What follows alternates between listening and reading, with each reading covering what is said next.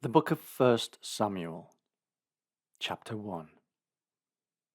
Now there was a certain man of Ramathaim Zophim, of Mount Ephraim, and his name was Elkanah, the son of Jehoram, the son of Elihu, the son of Tohu, the son of Zoph, an Ephrathite. And he had 2 wives. The name of one was Hannah, and the name of the other Peninnah. And Peninnah had children, but Hannah had no children. And this man went up out of his city yearly to worship and to sacrifice unto the Lord of hosts in Shiloh. And his 2 sons of Eli, Hophni and Phinehas, the priests of the Lord, were there. And when the time was that Elkanah offered, he gave to Peninnah his wife, and to all her sons and her daughters, portions.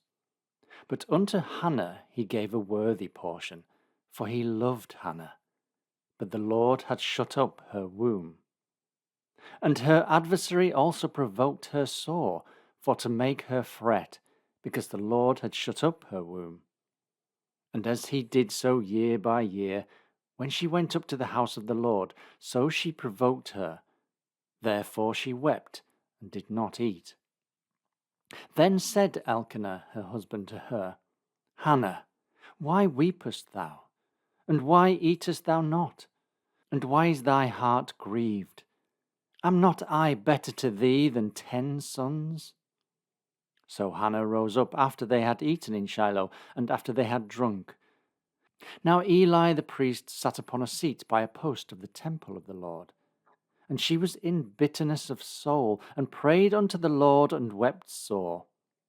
And she vowed a vow, and said, O Lord of hosts, if thou wilt indeed look on the affliction of thine handmaid, and remember me, and not forget thine handmaid, but wilt give unto thine handmaid a man-child, then I will give him unto the Lord all the days of his life, and there shall be no razor come upon his head. And it came to pass, as she continued praying before the Lord, that Eli marked her mouth. Now Hannah, she spake in her heart, only her lips moved, but her voice was not heard. Therefore Eli thought she had been drunken. And Eli said unto her, How long wilt thou be drunken? Put away thy wine from thee. And Hannah answered and said, No, my lord, I am a woman of a sorrowful spirit. I have drunk neither wine nor strong drink, but have poured out my soul before the Lord. Count not thine handmaid for a daughter of Belial, for out of the abundance of my complaint and grief have I spoken hitherto. Then Eli answered and said, Go in peace, and the God of Israel grant thee thy petition that thou hast asked of him. And she said, Let thine handmaid find grace in thy sight. So the woman went her way, and did eat, and her countenance was no more sad. And they rose up in the morning early, and worshipped before the Lord, and returned, and came to their house to Ramah. And Elkanah knew Hannah his wife, and the Lord remembered her. Wherefore it came to pass, when the time was come about after Hannah had conceived, that she bare a son, and called his name Samuel, saying, Because I have asked him of the Lord. And the man Elkanah and all his house went up to offer unto the Lord the yearly sacrifice and his vow. But Hannah went not up, for she said unto her husband, I will not go up until the child be weaned, and then I will bring him, that he may appear before the Lord, and there abide for ever. And Elkanah her husband said unto her, Do what seemeth thee good. Tarry until thou have weaned him. Only the Lord establish his word. So the woman abode, and gave her son suck until she weaned him. And when she had weaned him, she took him up with her, with 3 bullocks, and 1 ephah of flour, and a bottle of wine, and brought him unto the house of the Lord in Shiloh. And the child was young. And they slew a bullock, and brought the child to Eli. And she said, O my Lord, As thy soul liveth, my Lord, I am the woman that stood by thee here, praying unto the Lord. For this child I prayed, and the Lord hath given me my petition, which I asked of him. Therefore also I have lent him to the Lord. As long as he liveth, he shall be lent to the Lord. And he worshipped the Lord there. Chapter 2. And Hannah prayed and said, My heart rejoiceth in the Lord. Mine horn is exalted in the Lord. My mouth is enlarged over mine enemies, because I rejoice in thy salvation. There is none holy as the Lord, for there is none beside thee. Neither is there any rock like our God. Talk no more so exceeding proudly. Let not arrogancy come out of your mouth. For the Lord is a God of knowledge, and by him actions are weighed. The bows of the mighty men are broken, and they that stumbled are girded with strength. They that were full have hired out themselves for bread, and they that were hungry ceased. So that the barren hath borne 7, and she that hath many children is waxed feeble. The Lord killeth and maketh alive. He bringeth down to the grave and bringeth up. The Lord maketh poor and maketh rich. He bringeth low and lifteth up. He raiseth up the poor out of the dust, and lifteth up the beggar from the dunghill, to set them among princes, and to make them inherit the throne of glory. For the pillars of the earth are the Lord's, and he hath set the world upon them. He will keep the feet of his saints, and the wicked shall be silent in darkness, for by strength shall no man prevail. The adversaries of the Lord shall be broken to pieces. Out of heaven shall he thunder upon them. The Lord shall judge the ends of the earth, and he shall give strength unto his king, and exalt the horn of his anointed. And Elkanah went to Ramah to his house, and the child did minister unto the Lord before Eli the priest. Now the sons of Eli were sons of Belial. They knew not the Lord. And the priest's custom with the people was that when any man offered sacrifice, the priest's servant came while the flesh was in seething, with a flesh hook of 3 teeth in his hand. And he struck it into the pan, or kettle, or cauldron, or pot. All that the flesh hook brought up the priest took for himself. So they did in Shiloh unto all the Israelites that came thither. Also, before they burnt the fat, the priest's servant came and said to the man that sacrificed, Give flesh to roast for the priest, for he will not have sodden flesh of thee, but raw. And if any man said unto him, Let them not fail to burn the fat presently, and then take as much as thy soul desireth, then he would answer him, Nay, but thou shalt give it to me now, and if not, I will take it by force. Wherefore the sin of the young men was very great before the Lord, for men abhorred the offering of the Lord. But Samuel ministered before the Lord, being a child, girded with a linen ephod. Moreover, his mother made him a little coat, and brought it to him from year to year, when she came up with a husband to offer the yearly sacrifice. And Eli blessed Elkanah and his wife, and said, The Lord give thee seed of this woman for the loan which is lent to the Lord. And they went unto their own home. And the Lord visited Hannah, so that she conceived, and bare 3 sons and 2 daughters. And the child Samuel grew before the Lord. Now Eli was very old, and heard all that his sons did unto all Israel, and how they lay with the women that assembled at the door of the tabernacle of the congregation. And he said unto them, Why do ye such things? For I hear of your evil dealings by all this people. Nay, my sons, for it is no good report that I hear. Ye make the Lord's people to transgress. If one man sin against another, the judge shall judge him. But if a man sin against the Lord, Who shall entreat for him? Notwithstanding, they hearkened not unto the voice of their father, because the Lord would slay them. And the child Samuel grew on, and was in favour both with the Lord and also with men.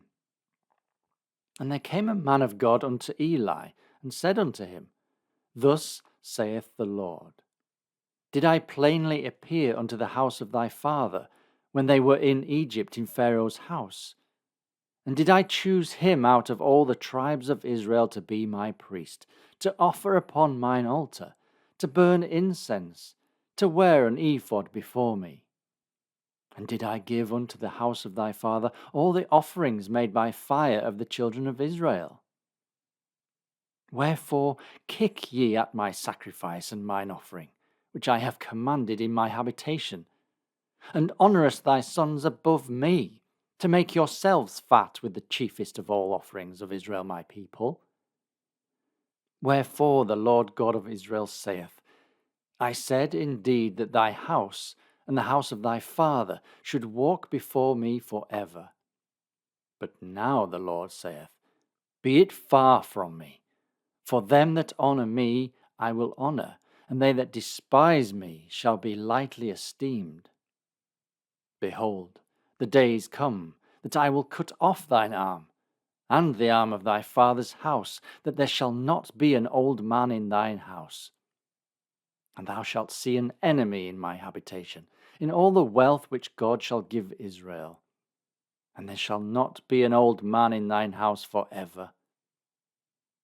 And the man of thine, whom I shall not cut off from mine altar, shall be to consume thine eyes, and to grieve thine heart. And all the increase of thine house shall die in the flower of their age. And this shall be a sign unto thee, that shall come upon thy two sons, on Hophni and Phinehas. In one day they shall die, both of them. And I will raise me up a faithful priest, that shall do according to that which is in mine heart and in my mind. And I will build him a sure house, and he shall walk before mine anointed for ever. And it shall come to pass, that every one that is left in thine house shall come and crouch to him for a piece of silver and a morsel of bread, and shall say, Put me, I pray thee, into one of the priest's offices, that I may eat a piece of bread. Chapter 3. And the child Samuel ministered unto the Lord before Eli. And the word of the Lord was precious in those days. There was no open vision.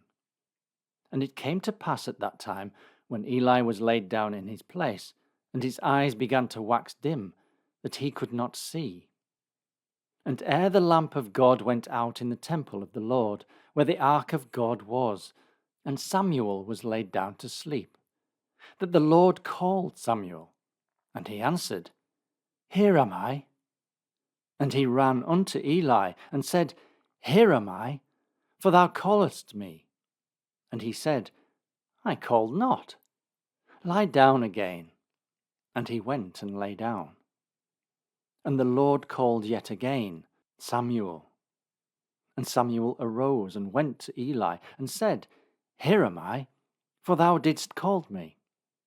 And he answered, I called not, my son. Lie down again.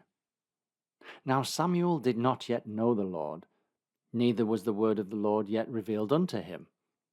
And the Lord called Samuel again a third time. And he arose and went to Eli, and said, Here am I, for thou didst call me.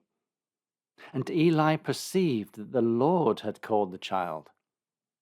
Therefore Eli said unto Samuel, Go, lie down, and it shall be, if he call thee, that thou shalt say, Speak, Lord, for thy servant heareth. So Samuel went and lay down in his place. And the Lord came and stood, and called as at other times, Samuel, Samuel. Then Samuel answered, Speak, for thy servant heareth.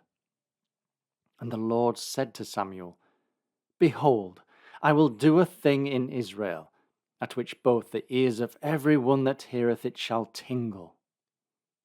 In that day I will perform against Eli all things which I have spoken concerning his house. When I begin, I will also make an end. For I have told him that I will judge his house for ever for the iniquity which he knoweth, because his sons made themselves vile, and he restrained them not.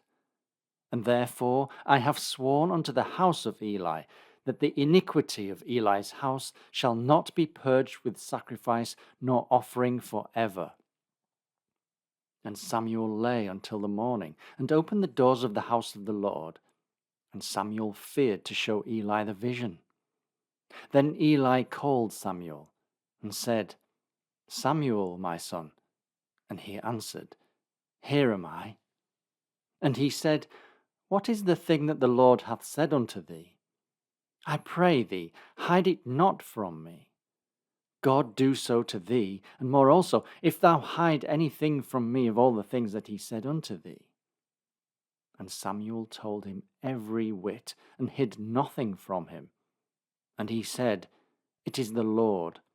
Let him do what seemeth him good. And Samuel grew, and the Lord was with him, and did let none of his words fall to the ground. And all Israel, from Dan even to Beersheba, knew that Samuel was established to be a prophet of the Lord. And the Lord appeared again in Shiloh, for the Lord revealed himself to Samuel in Shiloh by the word of the Lord. Chapter 4. And the word of Samuel came to all Israel.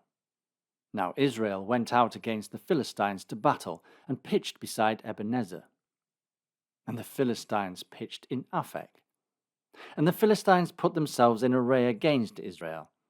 And when they joined battle, Israel was smitten before the Philistines, and they slew of the army in the field about 4,000 men. And when the people were come into the camp, the elders of Israel said, Wherefore hath the Lord smitten us today before the Philistines? Let us fetch the ark of the covenant of the Lord out of Shiloh unto us, that when it cometh among us, it may save us out of the hand of our enemies. So the people sent to Shiloh, that they might bring from thence the ark of the covenant of the Lord of hosts, which dwelleth between the cherubims. And the two sons of Eli, Hophni and Phinehas, were there with the ark of the covenant of God. And when the ark of the covenant of the Lord came into the camp, all Israel shouted with a great shout, so that the earth rang again. And when the Philistines heard the noise of the shout, they said, What meaneth the noise of this great shout in the camp of the Hebrews? And they understood that the ark of the Lord was come into the camp. And the Philistines were afraid, for they said, God is come into the camp. And they said, Woe unto us, for there hath not been such a thing heretofore. Woe unto us! Who shall deliver us out of the hand of these mighty gods? These are the gods that smote the Egyptians with all the plagues in the wilderness. Be strong, and quit yourselves like men, O ye Philistines, that ye be not servants unto the Hebrews, as they have been to you. Quit yourselves like men, and fight. And the Philistines fought, and Israel was smitten. And they fled, every man into his tent. And there was a very great slaughter, for there fell of Israel 30,000 footmen. And the ark of God was taken, and the two sons of Eli, Hophni and Phinehas, were slain. And there ran a man of Benjamin out of the army, and came to Shiloh the same day with his clothes rent, and with earth upon his head. And when he came, lo, Eli sat upon a seat by the wayside, watching. For his heart trembled for the ark of God. And when the man came into the city, and told it, all the city cried out. And when Eli heard the noise of the crying, he said, What meaneth the noise of this tumult? And the man came in hastily, and told Eli. Now Eli was 98 years old, and his eyes were dim, that he could not see. And the man said unto Eli, I am he that came out of the army, and I fled today out of the army. And he said, What is there done, my son?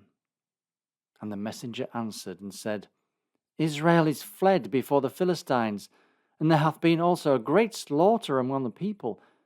And thy 2 sons also, Hophni and Phinehas, are dead, and the ark of God is taken. And it came to pass, when he made mention of the ark of God, that he fell from off the seat backward by the seat of the gate, and his neck brake, and he died. For he was an old man and heavy, and he had judged Israel 40 years.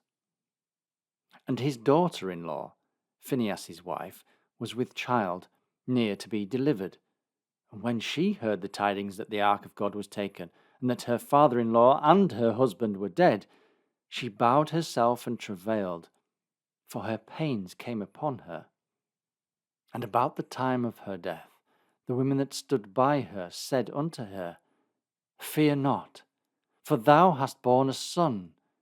But she answered not, neither did she regard it. And she named the child Ichabod, saying, The glory is departed from Israel, because the ark of God was taken, and because of her father-in-law and her husband. And she said, The glory is departed from Israel, for the ark of God is taken. Chapter 5. And the Philistines took the ark of God, and brought it from Ebenezer unto Ashdod. When the Philistines took the ark of God, they brought it into the house of Dagon, and set it by Dagon. And when they of Ashdod arose early on the morrow, behold, Dagon was fallen upon his face to the earth before the ark of the Lord. And they took Dagon, and set him in his place again. And when they arose early on the morrow morning, behold, Dagon was fallen upon his face to the ground before the ark of the Lord. And the head of Dagon and both the palms of his hands were cut off upon the threshold. Only the stump of Dagon was left to him. Therefore neither the priests of Dagon, nor any that come into Dagon's house, tread on the threshold of Dagon in Ashdod unto this day.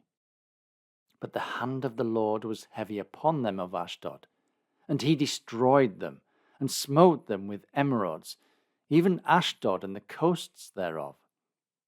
And when the men of Ashdod saw that it was so, they said, The ark of the God of Israel shall not abide with us, for his hand is sore upon us, and upon Dagon our God. They sent therefore, and gathered all the lords of the Philistines unto them, and said, What shall we do with the ark of the God of Israel? And they answered, Let the ark of the God of Israel be carried about unto Gath. And they carried the ark of God of Israel about thither. And it was so, that, after they had carried it about, the hand of the Lord was against the city with a very great destruction. And he smote the men of the city, both small and great, and they had emerods in their secret parts. Therefore they sent the ark of God to Ekron. And it came to pass, as the ark of God came to Ekron, that the Ekronites cried out, saying, They have brought about the ark of God of Israel to us, to slay us and our people. So they sent and gathered together all the lords of the Philistines, and said, Send away the ark of the God of Israel, and let it go again to his own place, that it slay us not, and our people. For there was a deadly destruction throughout all the city. The hand of God was very heavy there. And the men that died not were smitten with the emerods, and the cry of the city went up to heaven. Chapter 6. And the ark of the Lord was in the country of the Philistines 7 months. And the Philistines called for the priests and the diviners, saying, What shall we do to the ark of the Lord? Tell us wherewith we shall send it to his place. And they said, If ye send away the ark of the God of Israel, send it not empty, but in anywise return him a trespass offering. Then ye shall be healed, and it shall be known to you why his hand is not removed from you. Then said they, What shall be the trespass offering which we shall return to him? They answered, 5 golden emerods, and 5 golden mice, according to the number of the lords of the Philistines. For one plague was on you all, and on your lords. Wherefore ye shall make images of your emerods, and images of your mice that mar the land, and ye shall give glory unto the God of Israel. Peradventure he will lighten his hand from off you, and from off your gods, and from off your land. Wherefore then do ye harden your hearts, as the Egyptians and Pharaoh hardened their hearts? When he had wrought wonderfully among them, did they not let the people go, and they departed? Now therefore make a new cart, and take 2 milch kine, on which there hath come no yoke, and tie the kine to the cart, and bring their calves home from them. And take the ark of the Lord, and lay it upon the cart, and put the jewels of gold, which ye return him for a trespass offering, in a coffer by the side thereof, and send it away, that it may go. And see, if it goeth up by the way of his own coast to Bethshemesh, then he hath done us this great evil. But if not, then we shall know that it is not his hand that smote us, it was a chance that happened to us. And the men did so, and took 2 milch kine, and tied them to the cart, and shut up their calves at home. And they laid the ark of the Lord upon the cart, and the coffer with the mice of gold, and the images of their emerods. And the kine took the straight way to the way of Bethshemesh, and went along the highway, lowing as they went, and turned not aside to the right hand or to the left. And the lords of the Philistines went after them unto the border of Bethshemesh. And they of Bethshemesh were reaping their wheat harvest in the valley. And they lifted up their eyes, and saw the ark, and rejoiced to see it. And the cart came into the field of Joshua, a Bethshemite, and stood there, where there was a great stone. And they clave the wood of the cart, and offered the kine a burnt offering unto the Lord. And the Levites took down the ark of the Lord, and the coffer that was with it, wherein the jewels of gold were, and put them on the great stone. And the men of Bethshemesh offered burnt offerings, and sacrificed sacrifices the same day unto the Lord. And when the 5 lords of the Philistines had seen it, they returned to Ekron the same day. And these are the golden emerods which the Philistines returned for a trespass offering unto the Lord. For Ashdod 1, for Gaza 1, for Ashkelon 1, for Gath 1, for Ekron 1. And the golden mice, according to the number of all the cities of the Philistines belonging to the 5 lords, both of fenced cities and of country villages, even unto the great stone of Abel, whereon they set down the ark of the Lord, which stone remaineth unto this day in the field of Joshua the Bethshemite. And he smote the men of Bethshemesh, because they had looked into the ark of the Lord. Even he smote of the people 50,060 men. And the people lamented, because the Lord had smitten many of the people with a great slaughter. And the men of Bethshemesh said, Who is able to stand before this holy Lord God? And to whom shall he go up from us? And they sent messengers to the inhabitants of Kirjath-jearim, saying, The Philistines have brought again the ark of the Lord. Come ye down, and fetch it up to you. Chapter 7. And the men of Kirjath-jearim came, and fetched up the ark of the Lord, and brought it into the house of Abinadab in the hill, and sanctified Eleazar his son to keep the ark of the Lord. And it came to pass, while the ark abode in Kirjath-jearim, that the time was long, for it was 20 years, and all the house of Israel lamented after the Lord. And Samuel spake unto all the house of Israel, saying, If ye do return unto the Lord with all your hearts, then put away the strange gods and Ashtaroth from among you, and prepare your hearts unto the Lord, and serve him only. And he will deliver you out of the hand of the Philistines. Then the children of Israel did put away Baalim and Ashtaroth, and served the Lord only. And Samuel said, Gather all Israel to Mizpah, and I will pray for you unto the Lord. And they gathered together to Mizpah, and drew water, and poured it out before the Lord, and fasted on that day, and said there, We have sinned against the Lord. And Samuel judged the children of Israel in Mizpah. And when the Philistines heard that the children of Israel were gathered together to Mizpah, the lords of the Philistines went up against Israel. And when the children of Israel heard it, they were afraid of the Philistines. And the children of Israel said to Samuel, Cease not to cry unto the Lord our God for us, that he will save us out of the hand of the Philistines. And Samuel took a sucking lamb, and offered it for a burnt offering wholly unto the Lord. And Samuel cried unto the Lord for Israel, and the Lord heard him. And as Samuel was offering up the burnt offering, the Philistines drew near to battle against Israel. But the Lord thundered with a great thunder on that day upon the Philistines, and discomfited them, and they were smitten before Israel. And the men of Israel went out of Mizpah, and pursued the Philistines, and smote them, until they came under Bethkar. Then Samuel took a stone, and set it between Mizpah and Shen, and called the name of it Ebenezer, saying, Hitherto hath the Lord helped us. So the Philistines were subdued, and they came no more into the coast of Israel. And the hand of the Lord was against the Philistines all the days of Samuel. And the cities which the Philistines had taken from Israel were restored to Israel, from Ekron even unto Gath. And the coasts thereof did Israel deliver out of the hands of the Philistines. And there was peace between Israel and the Amorites.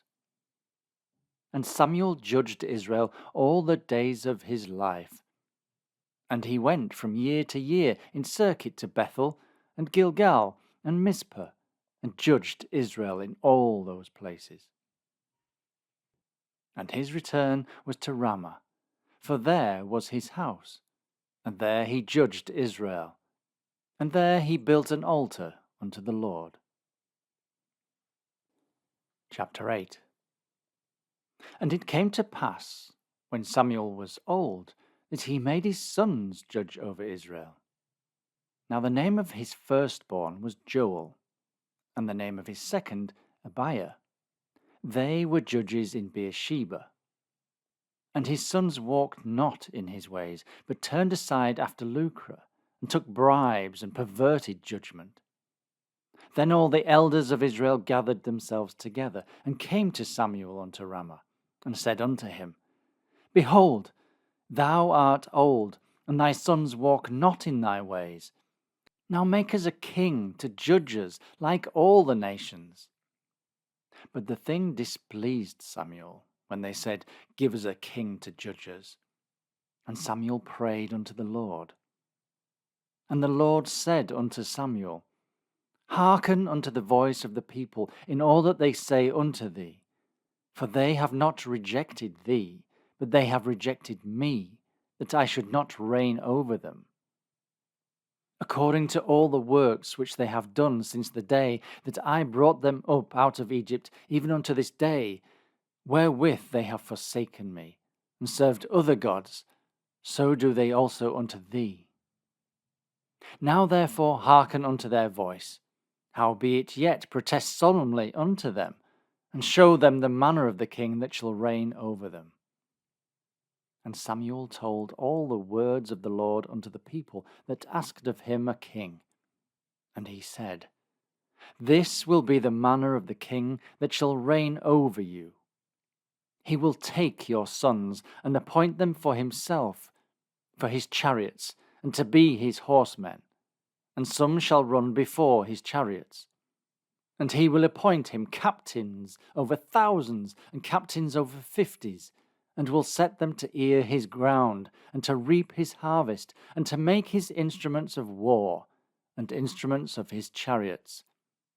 And he will take your daughters to be confectionaries, and to be cooks, and to be bakers. And he will take your fields, and your vineyards, and your oliveyards, even the best of them, and give them to his servants. And he will take the 10th of your seed, and of your vineyards, and give to his officers, and to his servants. And he will take your men servants, and your maidservants, and your goodliest young men, and your asses, and put them to his work. He will take the 10th of your sheep, and ye shall be his servants. And ye shall cry out in that day because of your king which ye shall have chosen you. And the Lord will not hear you in that day. Nevertheless, the people refused to obey the voice of Samuel. And they said, Nay, that we also may be like all the nations, and that our king may judge us, and go out before us and fight our battles. And Samuel heard all the words of the people, and he rehearsed them in the ears of the Lord. And the Lord said to Samuel, Hearken unto their voice, and make them a king. And Samuel said unto the men of Israel, Go ye every man unto his city. Chapter 9. Now there was a man of Benjamin, whose name was Kish, the son of Abiel, the son of Zeror, the son of Bechorath, the son of Aphiah, a Benjamite, a mighty man of power. And he had a son, whose name was Saul, a choice young man, and a goodly. And there was not among the children of Israel a goodlier person than he. From his shoulders and upward he was higher than any of the people. And the asses of Kish, Saul's father, were lost. And Kish said to Saul his son, Take now one of the servants with thee, and arise, go seek the asses. And he passed through Mount Ephraim, and passed through the land of Shalisha. But they found them not. Then they passed through the land of Shalim, and there they were not. And he passed through the land of the Benjamites, but they found them not. And when they were come to the land of Zuph, Saul said to his servant that was with him, Come, and let us return, lest my father leave caring for the asses, and take thought for us. And he said unto him, Behold now, there is in this city a man of God, and he is an honourable man. All that he saith comes surely to pass. Now let us go thither. Peradventure he can show us our way that we should go.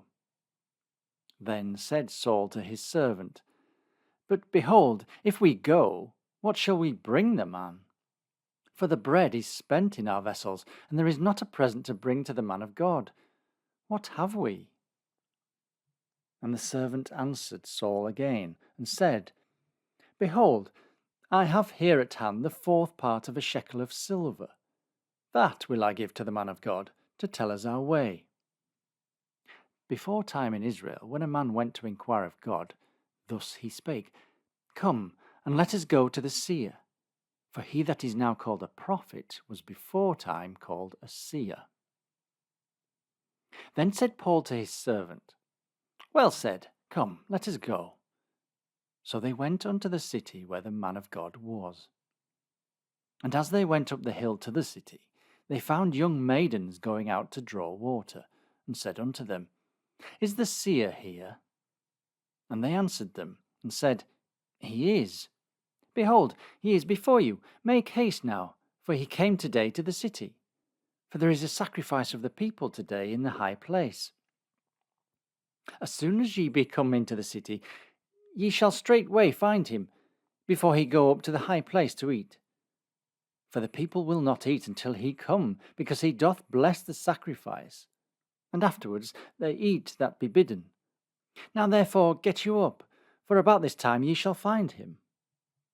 And they went up into the city. And when they were come into the city, behold, Samuel came out against them, for to go up to the high place.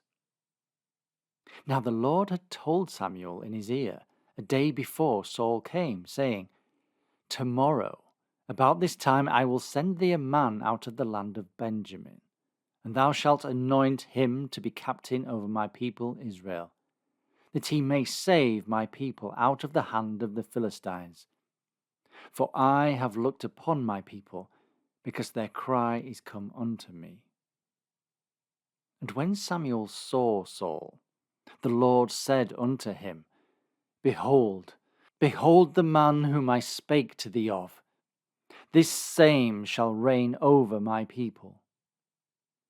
Then Saul drew near to Samuel in the gate, and said, Tell me, I pray thee, where the seer's house is. And Samuel answered Saul, and said, I am the seer. Go up before me unto the high place, for ye shall eat with me today, and tomorrow I will let thee go, and will tell thee all that is in thine heart. And as for thine asses that were lost 3 days ago, set not thy mind on them, for they are found. And on whom is all the desire of Israel? Is it not on thee, and on all thy father's house? And Saul answered and said, Am I not a Benjamite, of the smallest of the tribes of Israel? And my family, the least of all the families of the tribe of Benjamin. Wherefore then speakest thou so to me? And Samuel took Saul and his servant, and brought them into the parlour, and made them sit in the chiefest place among them that were bidden, which were about 30 persons. And Samuel said unto the cook, Bring the portion which I gave thee, of which I said unto thee, Set it by thee. And the cook took up the shoulder, and that which was upon it, and set it before Saul. And Samuel said, Behold that which is left. Set it before thee, and eat. For unto this time hath it been kept for thee, since I said, I have invited the people. So Saul did eat with Samuel that day. And when they were come down from the high place into the city, Samuel communed with Saul upon the top of the house. And they arose early, and it came to pass about the spring of the day that Samuel called Saul to the top of the house, saying, Up, that I may send thee away. And Saul arose, and they went out both of them, he and Samuel, abroad. And as they were going down to the end of the city, Samuel said to Saul, Bid the servant pass on before us. And he passed on. But stand thou still a while, that I may show thee the word of God. Chapter 10. Then Samuel took a vial of oil, and poured it upon his head, and kissed him, and said, Is it not because the Lord hath anointed thee to be captain over his inheritance?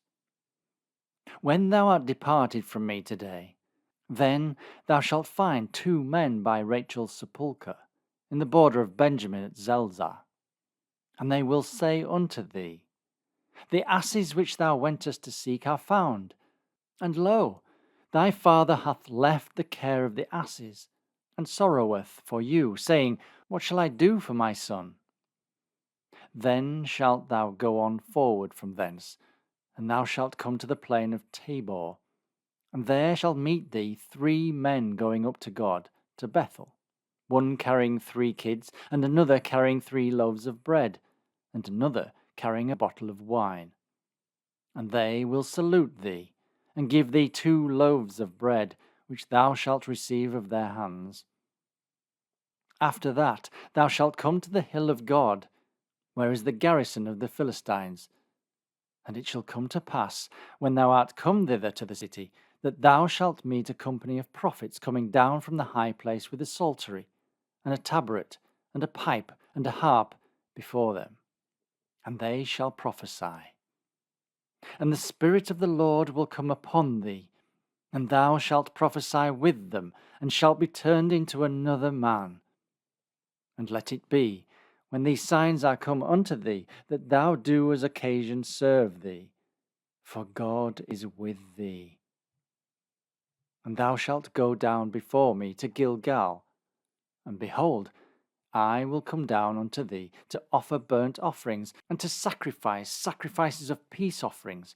7 days shalt thou tarry, till I come to thee, and show thee what thou shalt do. And it was so, that when he had turned his back to go from Samuel, God gave him another heart, and all those signs came to pass that day. And when they came thither to the hill, behold, a company of prophets met him. And the Spirit of God came upon him, and he prophesied among them. And it came to pass, when all that knew him before time saw that, behold, he prophesied among the prophets, then the people said to one another, What is this that is come unto the son of Kish? Is Saul also among the prophets? And one of the same place answered and said, But who is their father? Therefore it became a proverb, Is Saul also among the prophets? And when he had made an end of prophesying, he came to the high place. And Saul's uncle said unto him and to his servant, Whither went ye? And he said, To seek the asses. And when we saw that they were nowhere, we came to Samuel. And Saul's uncle said, Tell me, I pray thee, what Samuel said unto you. And Saul said unto his uncle, He told us plainly that the asses were found, but of the matter of the kingdom, whereof Samuel spake, he told him not.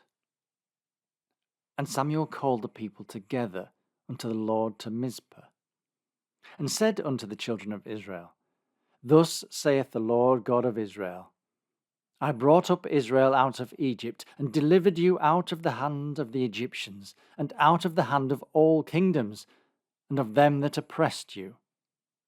And ye have this day rejected your God, who himself saved you out of all your adversities and your tribulations, and ye have said unto him, Nay, but set a king over us. Now therefore present yourselves before the Lord by your tribes, and by your thousands. And when Samuel had caused all the tribes of Israel to come near, the tribe of Benjamin was taken. When he had caused the tribe of Benjamin to come near by their families, the family of Matri was taken, and Saul the son of Kish was taken.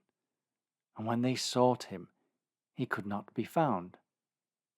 Therefore they inquired of the Lord further, if the man should yet come thither.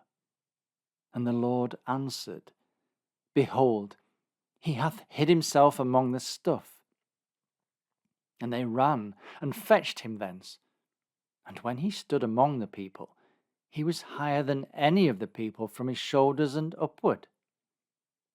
And Samuel said to all the people, See ye him whom the Lord hath chosen, that there is none like him among all the people. And all the people shouted and said, God save the king. Then Samuel told the people the manner of the kingdom, and wrote it in a book, and laid it up before the Lord. And Samuel sent all the people away, every man to his house. And Saul also went home to Gibeah, and there went with him a band of men, whose hearts God had touched. But the children of Belial said, How shall this man save us? And they despised him, and brought no presents, but he held his peace. Chapter 11. Then Nahash the Ammonite came up, and encamped against Jabesh Gilead. And all the men of Jabesh said unto Nahash, Make a covenant with us, and we will serve thee.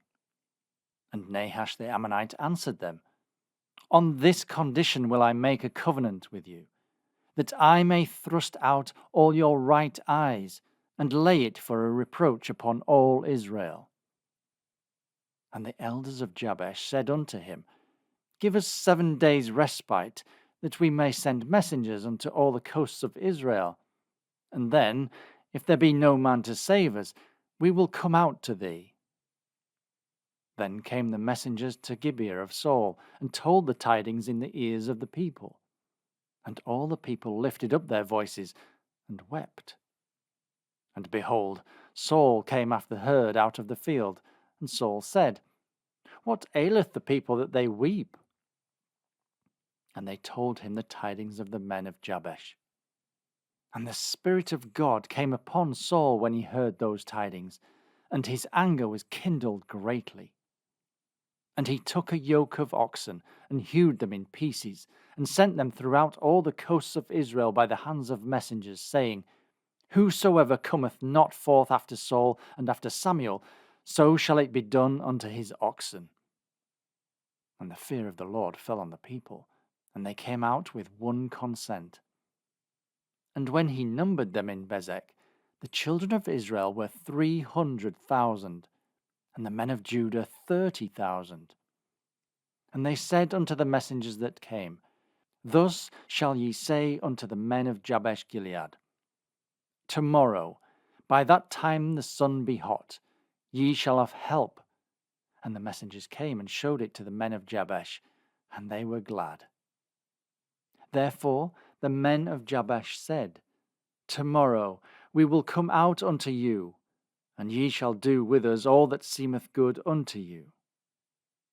And it was so on the morrow that Saul put the people in 3 companies. And they came into the midst of the host in the morning watch, and slew the Ammonites until the heat of the day. And it came to pass that they which remained were scattered, so that 2 of them were not left together.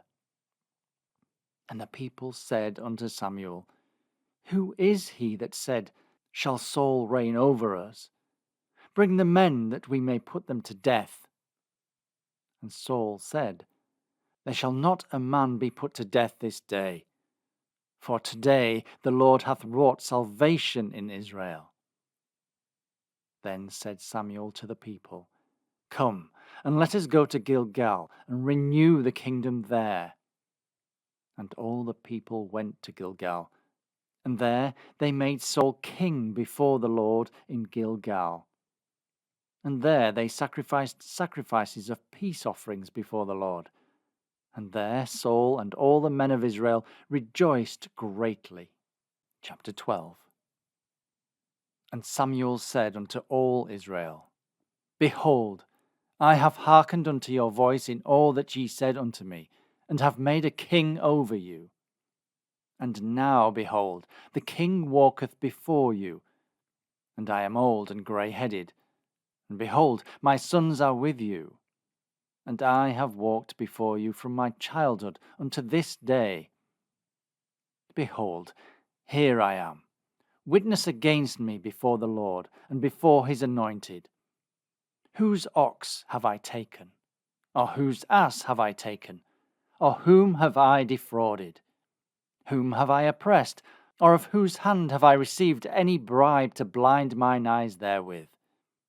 And I will restore it you. And they said, Thou hast not defrauded us, nor oppressed us, neither hast thou taken aught of any man's hand.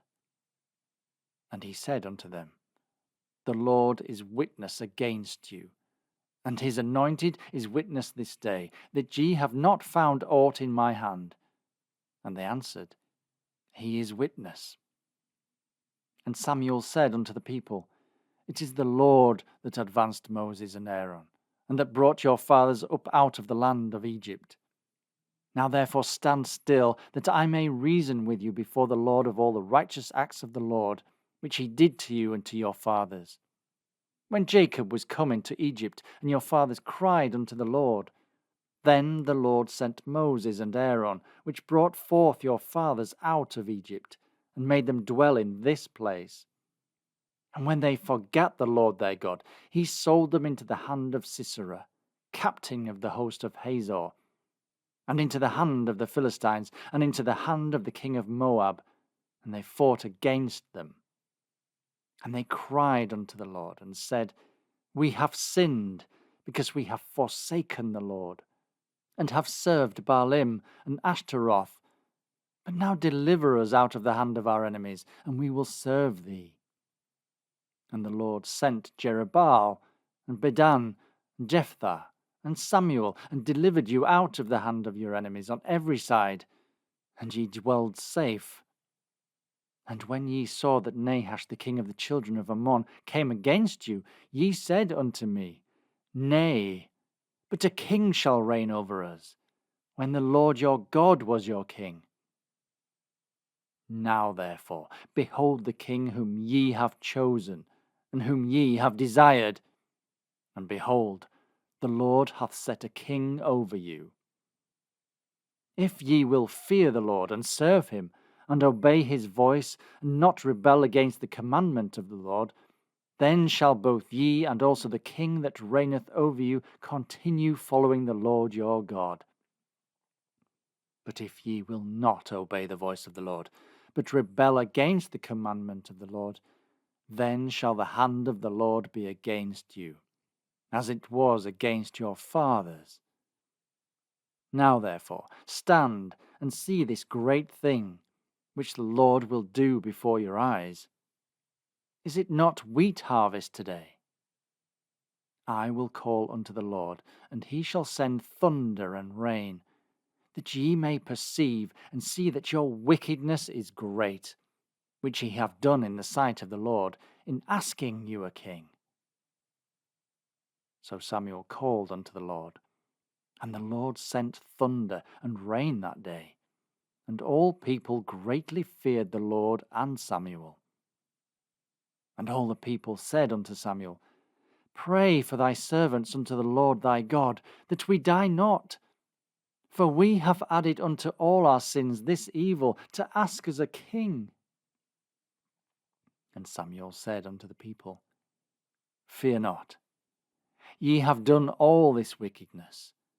Yet turn not aside from following the Lord, but serve the Lord with all your heart.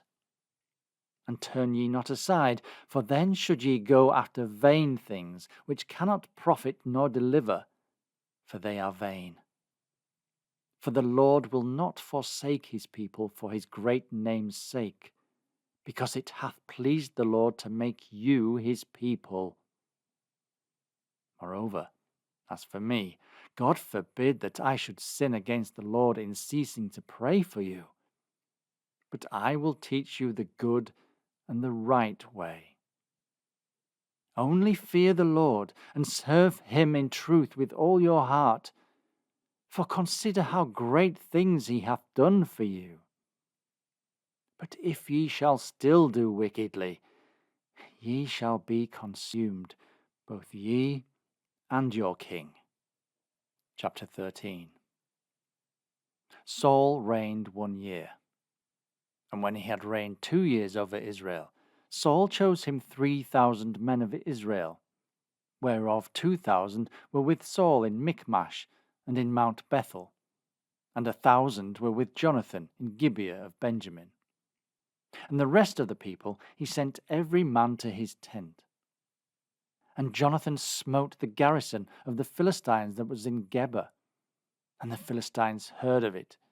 And Saul blew the trumpet throughout all the land, saying, Let the Hebrews hear. And all Israel heard say that Saul had smitten a garrison of the Philistines, and that Israel also was had in abomination with the Philistines. And the people were called together after Saul to Gilgal. And the Philistines gathered themselves together to fight with Israel, 30,000 chariots and 6,000 horsemen, and people as the sand which is on the sea shore in multitude. And they came up and pitched in Michmash, eastward from Bethaven. When the men of Israel saw that they were in a strait, for the people were distressed, then the people did hide themselves in caves and in thickets, and in rocks and in high places and in pits. And some of the Hebrews went over Jordan to the land of Gad and Gilead. As for Saul, he was yet in Gilgal, and all the people followed him trembling. And he tarried 7 days, according to the set time that Samuel had appointed. But Samuel came not to Gilgal, and the people were scattered from him. And Saul said, Bring hither a burnt offering to me. and peace offerings, and he offered the burnt offering. And it came to pass that as soon as he had made an end of offering the burnt offering, behold, Samuel came, and Saul went out to meet him, that he might salute him. And Samuel said, What hast thou done? And Saul said, Because I saw that the people were scattered from me, and that thou camest not within the days appointed, and that the Philistines gathered themselves together at Michmash. Therefore said I, The Philistines will come down now upon me to Gilgal, and I have not made supplication unto the Lord. I forced myself, therefore, and offered a burnt offering. And Samuel said to Saul, Thou hast done foolishly. Thou hast not kept the commandment of the Lord thy God, which he commanded thee. For now would the Lord have established thy kingdom upon Israel forever. But now thy kingdom shall not continue. The Lord hath sought him a man after his own heart, and the Lord hath commanded him to be a captain over his people, because thou hast not kept that which the Lord commanded thee. And Samuel arose, and gat him up from Gilgal unto Gibeah of Benjamin. And Saul numbered the people that were present with him, about 600 men. And Saul and Jonathan his son, and the people that were present with them, abode in Gibeah of Benjamin. But the Philistines encamped in Michmash. And the spoilers came out of the camp of the Philistines in 3 companies. One company turned unto the way that leadeth to Ophrah, unto the land of Shual. And another company turned the way to Bethron. And another company turned to the way of the border that looketh to the valley of Zeboim, toward the wilderness. Now there was no smith found throughout all the land of Israel, for the Philistines said, Lest the Hebrews make them swords or spears. But all the Israelites went down to the Philistines, to sharpen every man his share, and his coulter, and his axe, and his mattock. Yet they had a file for the mattocks, and for the coulters, and for the forks, and for the axes, and to sharpen the goads. So it came to pass in the day of battle, that there was neither sword nor spear found in the hand of any of the people that were with Saul and Jonathan. But with Saul and with Jonathan his son was there found. And the garrison of the Philistines went out to the passage of Michmash. Chapter 14. Now it came to pass upon a day that Jonathan the son of Saul said unto the young man that bare his armour, Come, and let us go over to the Philistines' garrison, that is on the other side. But he told not his father. And Saul tarried in the uttermost part of Gibeah, under a pomegranate tree, which is in Migron. And the people that were with him were about 600 men. And Ahiah, the son of Ahitub, Ichabod's brother, the son of Phinehas, the son of Eli, the Lord's priest in Shiloh, wearing an ephod. And the people knew not that Jonathan was gone. And between the passages by which Jonathan sought to go over unto the Philistines' garrison, there was a sharp rock on the one side, and a sharp rock on the other side. And the name of the one was Bozez, and the name of the other Seneh. The forefront of the one was situate northward over against Michmash, and the other southward over against Gibeah. And Jonathan said to the young man that bare his armour, Come, and let us go over unto the garrison of these uncircumcised. It may be that the Lord will work for us. For there is no restraint to the Lord to save by many or by few. And his armour-bearer said unto him, Do all that is in thine heart. Turn thee. Behold, I am with thee according to thy heart. Then Jonathan said, Behold, we will pass over unto these men, and we will discover ourselves unto them. If they say thus unto us, Tarry until we come to you, then we will stand still in our place, and we will not go up unto them. But if they say thus, Come up unto us, then we will go up. For the Lord hath delivered them into our hand, and this shall be a sign unto us. And both of them discovered themselves unto the garrison of the Philistines. And the Philistines said, Behold, the Hebrews come forth out of the holes where they had hid themselves. And the men of the garrison answered Jonathan and his armor-bearer, and said, Come up to us, and we will show you a thing. And Jonathan said unto his armor-bearer, Come up after me, for the Lord hath delivered them into the hand of Israel.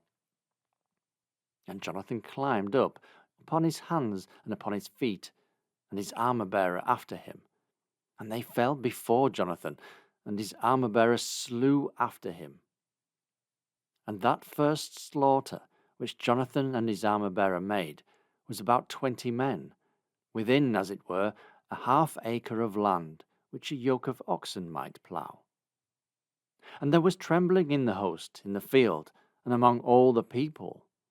The garrison and the spoilers, they also trembled, and the earth quaked.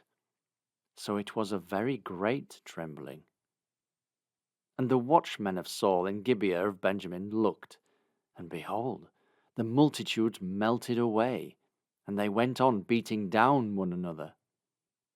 Then said Saul unto the people that were with him, Number now, and see who is gone from us. And when they had numbered, behold, Jonathan and his armor-bearer were not there. And Saul said unto Ahiah, Bring hither the ark of God. For the ark of God was at that time with the children of Israel.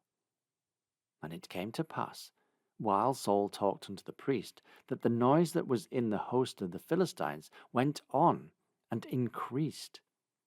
And Saul said unto the priest, Withdraw thine hand. And Saul and all the people that were with him assembled themselves, and they came to the battle. And behold, every man's sword was against his fellow, and there was a very great discomfiture.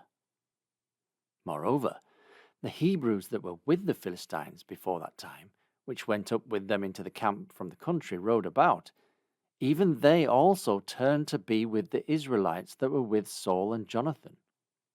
Likewise, all the men of Israel which had hid themselves in Mount Ephraim, when they heard that the Philistines fled, even they also followed hard after them in the battle. So the Lord saved Israel that day, and the battle passed over unto Bethaven. And the men of Israel were distressed that day, for Saul had adjured that people, saying, Cursed be the man that eateth any food until evening, that I may be avenged on mine enemies. So none of the people tasted any food. And all they of the land came to a wood, and there was honey upon the ground. And when the people were come into the wood, behold, the honey dropped. But no man put his hand to his mouth, for the people feared the oath. But Jonathan heard not when his father charged the people with the oath. Wherefore he put forth the end of the rod that was in his hand, and dipped it in a honeycomb, and put his hand to his mouth, and his eyes were enlightened. Then answered one of the people, and said, Thy father straitly charged the people with an oath, saying, Cursed be the man that eateth any food this day. And the people were faint. Then Jonathan said, My father hath troubled the land.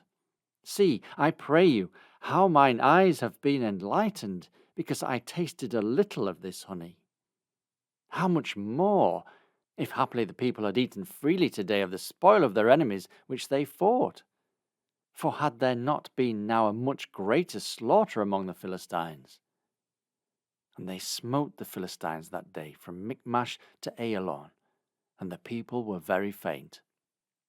And the people flew upon the spoil, and took sheep, and oxen, and calves, and slew them on the ground, and the people did eat them with the blood.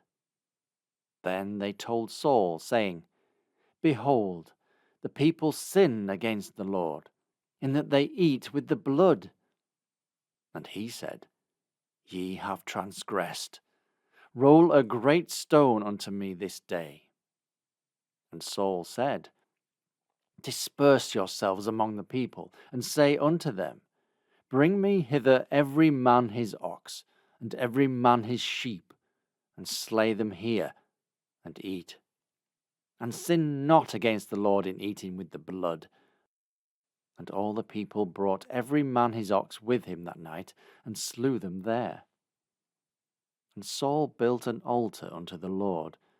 The same was the first altar that he built unto the Lord. And Saul said, Let us go down after the Philistines by night, and spoil them until the morning light, and let us not leave a man of them. And they said, Do whatsoever seemeth good unto thee. Then said the priest, Let us draw near hither unto God. And Saul asked counsel of God, Shall I go down after the Philistines? Wilt thou deliver them into the hand of Israel? But he answered him not that day. And Saul said, Draw ye near hither, all the chief of the people, and know and see wherein this sin hath been this day. For, as the Lord liveth, which saveth Israel, though it be in Jonathan my son, he shall surely die. For there was not a man among all the people that answered him. Then said he unto all Israel, Be ye on one side, and I and Jonathan my son will be on the other side. And the people said unto Saul, Do what seemeth good unto thee. Therefore Saul said unto the Lord God of Israel, Give a perfect lot. And Saul and Jonathan were taken, but the people escaped. And Saul said, Cast lots between me and Jonathan my son. And Jonathan was taken. Then Saul said to Jonathan, Tell me what thou hast done. And Jonathan told him, and said, I did but taste a little honey with the end of the rod that was in mine hand, and lo, I must die. And Saul answered, God do so, and more also, for thou shalt surely die, Jonathan. And the people said unto Saul, Shall Jonathan die, who hath wrought this great salvation in Israel? God forbid. As the Lord liveth, there shall not one hair of his head fall to the ground, for he hath wrought with God this day. So the people rescued Jonathan, that he died not. Then Saul went up from following the Philistines, and the Philistines went to their own place. So Saul took the kingdom over Israel, and fought against all his enemies on every side, against Moab, and against the children of Ammon, and against Edom, and against the kings of Zobah, and against the Philistines. And whithersoever he turned himself, he vexed them. And he gathered a host, and smote the Amalekites, and delivered Israel out of the hands of them that spoiled them. Now the sons of Saul were Jonathan, and Ishui, and Melchishua, and the names of his two daughters were these: the names of the firstborn, Merab, and the name of the younger, Michal. And the name of Saul's wife was Ahinoam, the daughter of Ahimaaz. And the name of the captain of his host was Abner, the son of Ner, Saul's uncle. And Kish was the father of Saul, and Ner the father of Abner was the son of Abiel. And there was sore war against the Philistines all the days of Saul. And when Saul saw any strong man, or any valiant man, he took him unto him. Chapter 15. Samuel also said unto Saul, The Lord sent me to anoint thee to be king over his people, over Israel. Now therefore hearken thou unto the voice of the words of the Lord. Thus saith the Lord of hosts, I remember that which Amalek did to Israel, how he laid wait for him in the way, when he came up from Egypt. Now go and smite Amalek, and utterly destroy all that they have, and spare them not, but slay both man and woman, infant and suckling, ox and sheep, camel and ass. And Saul gathered the people together, and numbered them in Telaim, 200,000 footmen, and 10,000 men of Judah. And Saul came to a city of Amalek, and laid wait in the valley. And Saul said unto the Kenites, Go, Depart, get you down from among the Amalekites, lest I destroy you with them. For ye showed kindness to all the children of Israel when they came up out of Egypt. So the Kenites departed from among the Amalekites. And Saul smote the Amalekites from Havilah until thou comest to Shur, that is over against Egypt. And he took Agag the king of the Amalekites alive, and utterly destroyed all the people with the edge of the sword. But Saul and the people spared Agag, and the best of the sheep, and of the oxen, and of the fatlings, and the lambs, and all that was good, and would not utterly destroy them. But everything that was vile and refuse, that they destroyed utterly. Then came the word of the Lord unto Samuel, saying, It repenteth me that I have set up Saul to be king, for he is turned back from following me, and hath not performed my commandments. And it grieved Samuel, and he cried unto the Lord all night. And when Samuel rose early to meet Saul in the morning, it was told Samuel, saying, Saul came to Carmel, and behold, he set him up a place, and is gone about, and passed on, and gone down to Gilgal. And Samuel came to Saul, and Saul said unto him, Blessed be thou of the Lord, I have performed the commandment of the Lord. And Samuel said, What meaneth then this bleating of the sheep in mine ears, and the lowing of the oxen which I hear? And Saul said, They have brought them from the Amalekites. For the people spared the best of the sheep and of the oxen to sacrifice unto the Lord thy God, and the rest we have utterly destroyed. Then Samuel said unto Saul, Stay, and I will tell thee what the Lord hath said to me this night. And he said unto him, Say on. And Samuel said, When thou wast little in thine own sight, wast thou not made the head of the tribes of Israel? And the Lord anointed thee king over Israel. And the Lord sent thee on a journey, and said, Go and utterly destroy the sinners, the Amalekites, and fight against them until they be consumed. Wherefore then didst thou not obey the voice of the Lord, but didst fly upon the spoil, and didst evil in the sight of the Lord? And Saul said unto Samuel, Yea, I have obeyed the voice of the Lord, and have gone the way which the Lord sent me, and have brought Agag the king of Amalek, and have utterly destroyed the Amalekites. But the people took of the spoil, sheep and oxen, the chief of the things which should have been utterly destroyed, to sacrifice unto the Lord thy God in Gilgal. And Samuel said, Hath the Lord as great delight in burnt offerings and sacrifices as in obeying the voice of the Lord? Behold, to obey is better than sacrifice, and to hearken than the fat of rams. For rebellion is as the sin of witchcraft, and stubbornness is as iniquity and idolatry. Because thou hast rejected the word of the Lord, he hath also rejected thee from being king. And Saul said unto Samuel, I have sinned, for I have transgressed the commandment of the Lord and thy words, because I feared the people and obeyed their voice. Now therefore, I pray thee, pardon my sin, and turn again with me, that I may worship the Lord. And Samuel said unto Saul, I will not return with thee, for thou hast rejected the word of the Lord, and the Lord hath rejected thee from being king over Israel. And as Samuel turned about to go away, he laid hold upon the skirt of his mantle, and it rent. And Samuel said unto him, The Lord hath rent the kingdom of Israel from thee this day, and hath given it to a neighbor of thine that is better than thou. And also the strength of Israel will not lie nor repent, for he is not a man that he should repent.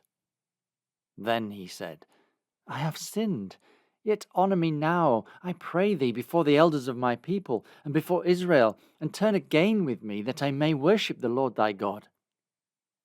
So Samuel turned again after Saul, and Saul worshipped the Lord. Then said Samuel, Bring ye hither to me Agag the king of the Amalekites. And Agag came unto him delicately. And Agag said, Surely the bitterness of death is past. And Samuel said, As thy sword hath made women childless, so shall thy mother be childless among women. And Samuel hewed Agag in pieces before the Lord in Gilgal. Then Samuel went to Ramah, and Saul went up to his house to Gibeah of Saul.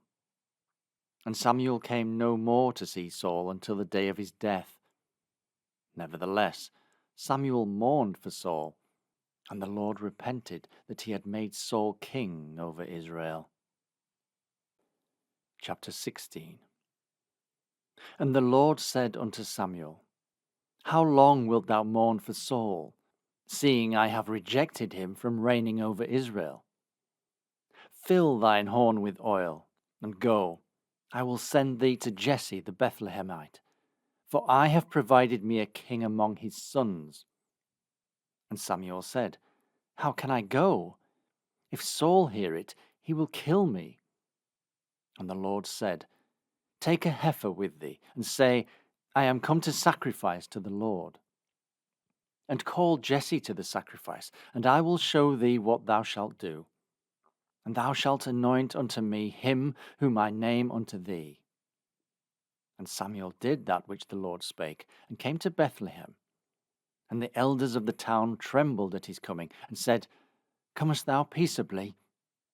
And he said, Peaceably. I am come to sacrifice unto the Lord. Sanctify yourselves, and come with me to the sacrifice. And he sanctified Jesse and his sons, and called them to the sacrifice. And it came to pass, when they were come, that he looked on Eliab, and said, Surely the Lord's anointed is before me. But the Lord said unto Samuel, Look not on his countenance, or on the height of his stature, because I have refused him. For the Lord seeth not as man seeth, for man looketh on the outward appearance, but the Lord looketh on the heart. Then Jesse called Abinadab, and made him pass before Samuel. And he said, Neither hath the Lord chosen this. Then Jesse made Shammah to pass by. And he said, Neither hath the Lord chosen this.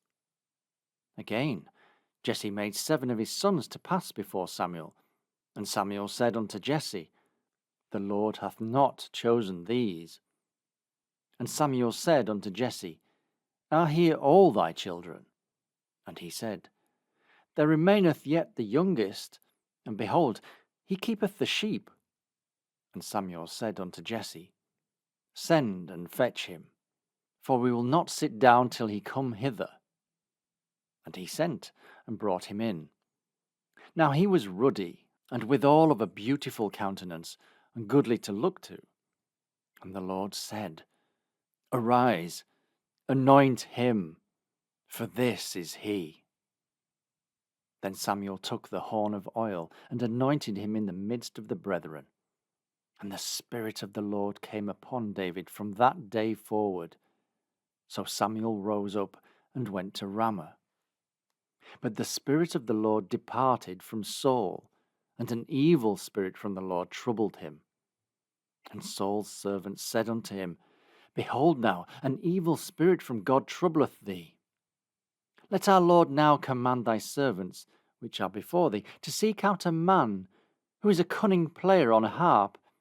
And it shall come to pass, when the evil spirit from God is upon thee, that he shall play with his hand, and thou shalt be well. And Saul said unto his servants, Provide me now a man that can play well, and bring him to me. Then answered one of the servants, and said, Behold, I have seen a son of Jesse the Bethlehemite, that is cunning in playing, and a mighty valiant man, and man of war, and prudent in matters, and a comely person, and the Lord is with him. Wherefore Saul sent messengers unto Jesse, and said, Send me David thy son, which is with the sheep. And Jesse took an ass laden with bread, and a bottle of wine, and a kid, and sent them by David his son unto Saul. And David came to Saul, and stood before him. And he loved him greatly, and he became his armor-bearer. And Saul sent to Jesse, saying, Let David, I pray thee, stand before me, for he hath found favour in my sight. And it came to pass, when the evil spirit from God was upon Saul, that David took a harp and played with his hand. So Saul was refreshed and was well, and the evil spirit departed from him. Chapter 17. Now the Philistines gathered together their armies to battle, and were gathered together at Shochoh, which belongeth to Judah, and pitched between Shochoh and Azekah, in Ephes-dammim. And Saul and the men of Israel were gathered together, and pitched by the valley of Elah, and set the battle in array against the Philistines. And the Philistines stood on a mountain on the one side, and Israel stood on the mountain on the other side, and there was a valley between them. And there went out a champion out of the camp of the Philistines, named Goliath, of Gath, whose height was 6 cubits and a span. And he had a helmet of brass upon his head, and he was armed with a coat of mail. And the weight of the coat was 5,000 shekels of brass. And he had greaves of brass upon his legs, and a target of brass between his shoulders. And the staff of his spear was like a weaver's beam, and his spear's head weighed 600 shekels of iron. And one bearing a shield went before him. And he stood and cried unto the armies of Israel, and said unto them, Why are ye come out to set your battle in array? Am not I a Philistine, and ye servants to Saul? Choose you a man for you, and let him come down to me. If he be able to fight with me, and to kill me, then will we be your servants. But if I prevail against him, and kill him, then shall ye be our servants, and serve us. And the Philistines said, I defy the armies of Israel this day. Give me a man, that we may fight together. When Saul and all Israel heard those words of the Philistine, they were dismayed and greatly afraid. Now David was the son of that Ephrathite of Bethlehem, Judah, whose name was Jesse. And he had 8 sons, and the man went among men for an old man in the days of Saul.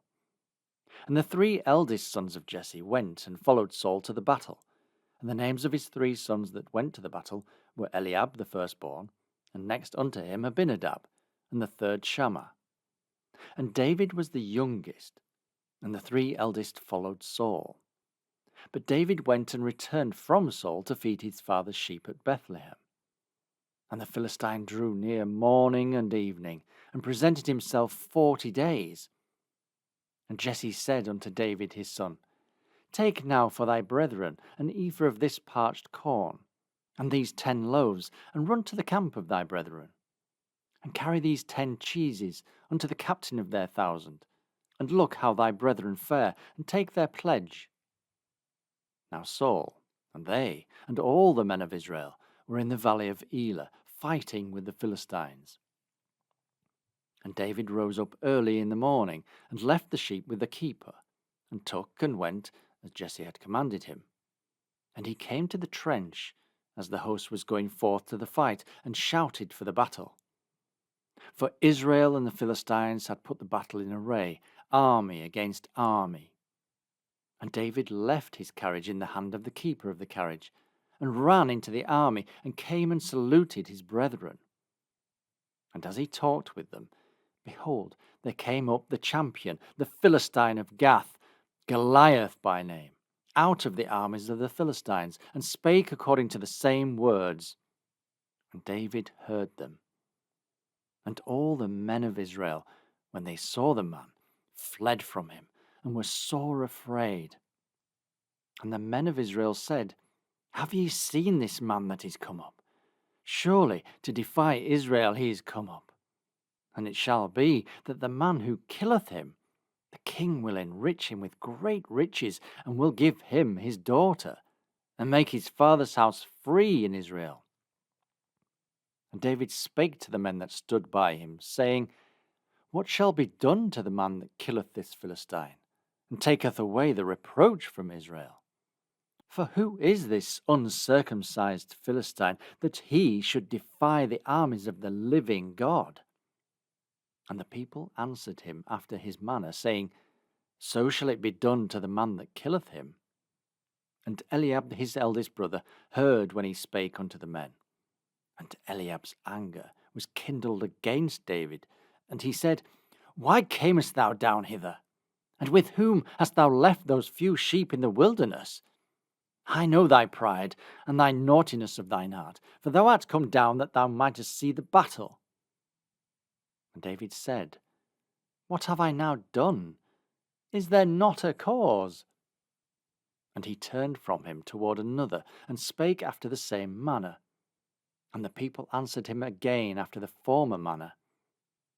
And when the words were heard which David spake, they rehearsed them before Saul, and he sent for him.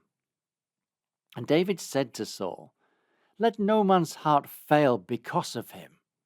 Thy servant will go and fight with this Philistine.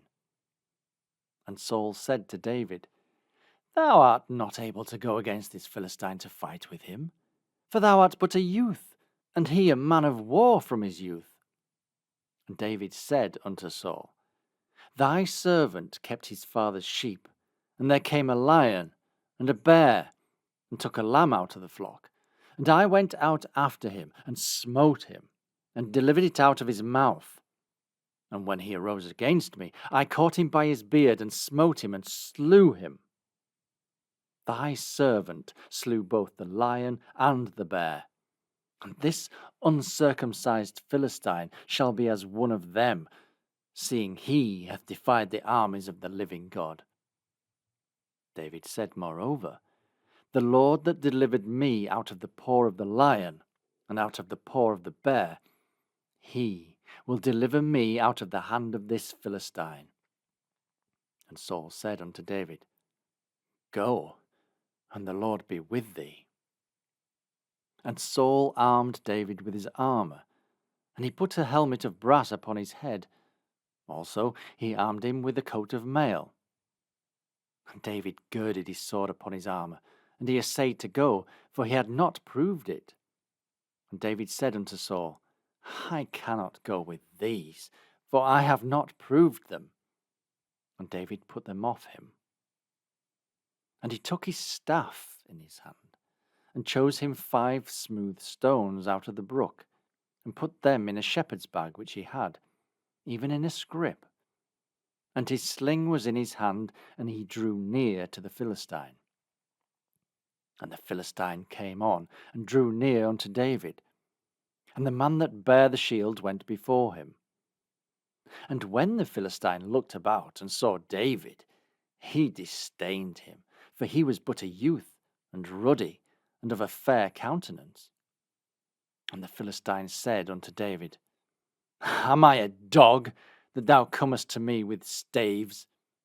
And the Philistine cursed David by his gods. And the Philistine said to David, Come to me, and I will give thy flesh unto the fowls of the air, and to the beasts of the field. Then said David to the Philistine, Thou comest to me with a sword, and with a spear, and with a shield. But I come to thee in the name of the Lord of hosts, the God of the armies of Israel, whom thou hast defied. This day will the Lord deliver thee into mine hand, and I will smite thee, and take thine head from thee. And I will give the carcasses of the host of the Philistines this day unto the fowls of the air, and to the wild beasts of the earth, that all the earth may know that there is a God in Israel. And all this assembly shall know that the Lord saveth not with the sword and spear, for the battle is the Lord's, and he will give you into our hands.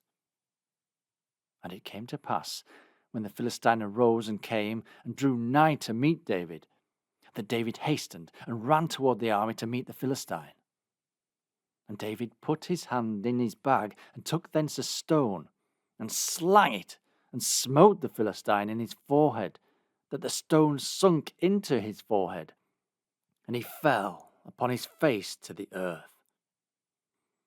So David prevailed over the Philistine with a sling and with a stone, and smote the Philistine and slew him. But there was no sword in the hand of David. Therefore David ran and stood upon the Philistine, and took his sword, and drew it out of the sheath thereof, and slew him, and cut off his head therewith. And when the Philistines saw their champion was dead, they fled.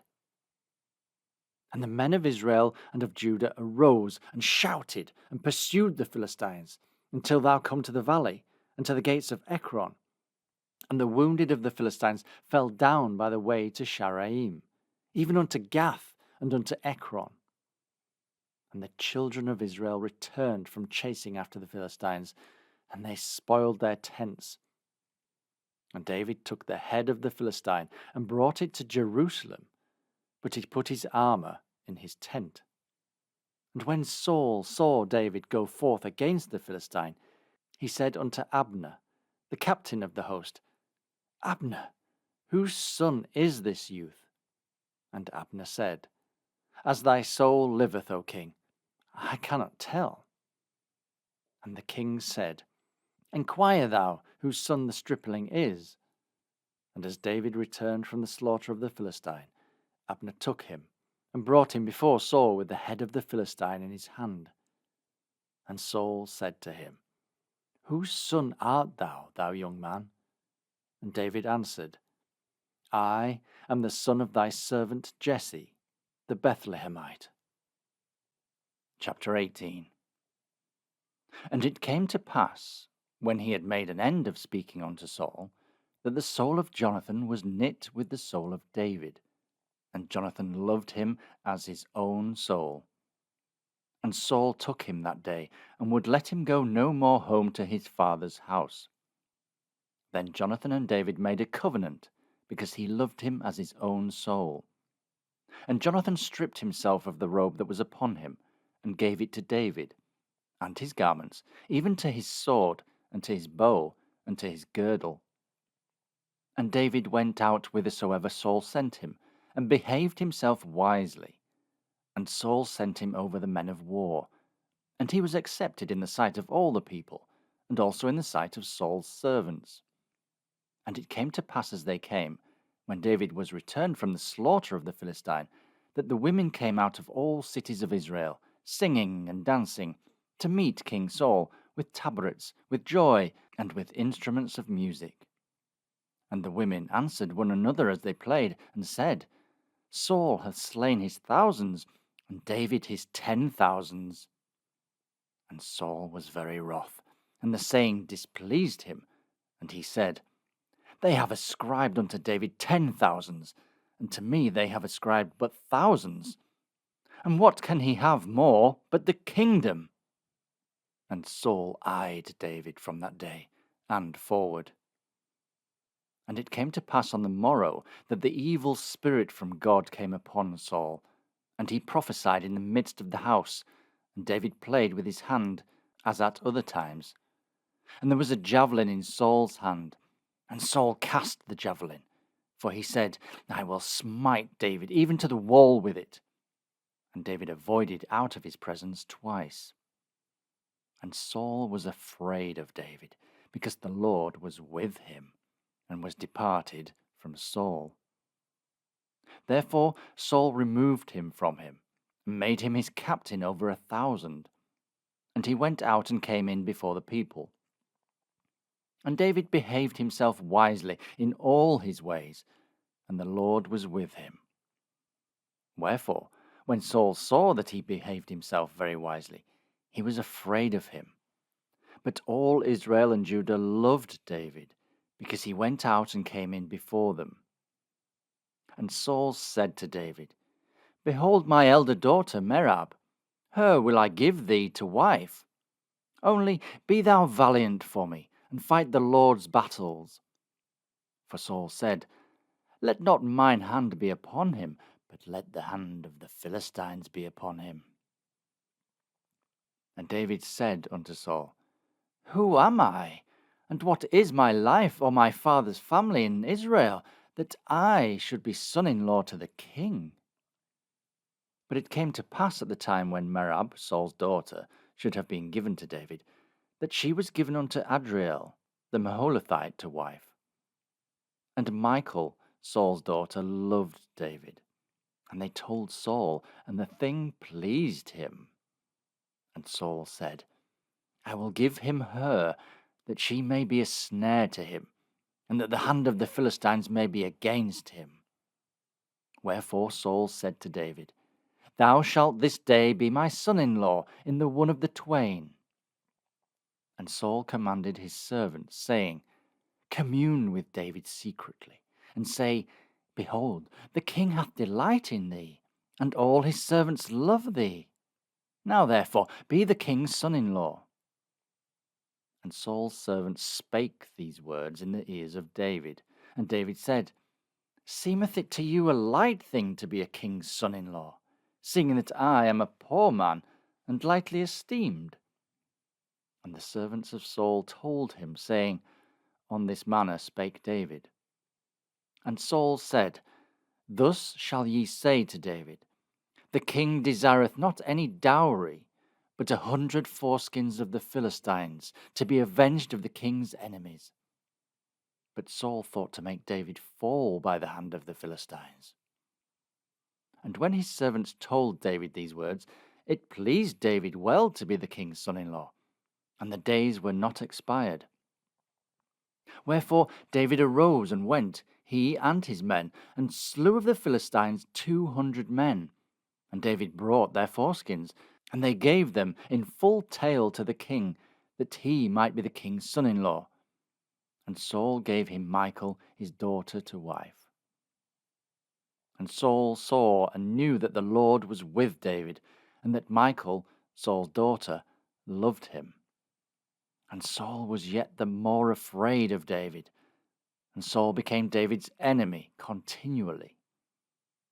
Then the princes of the Philistines went forth, and it came to pass, after they went forth, that David behaved himself more wisely than all the servants of Saul, so that his name was much set by. Chapter 19. And Saul spake to Jonathan his son, and to all his servants, that they should kill David. But Jonathan, Saul's son, delighted much in David. And Jonathan told David, saying, Saul my father seeketh to kill thee. Now therefore, I pray thee, take heed to thyself until the morning, and abide in a secret place, and hide thyself.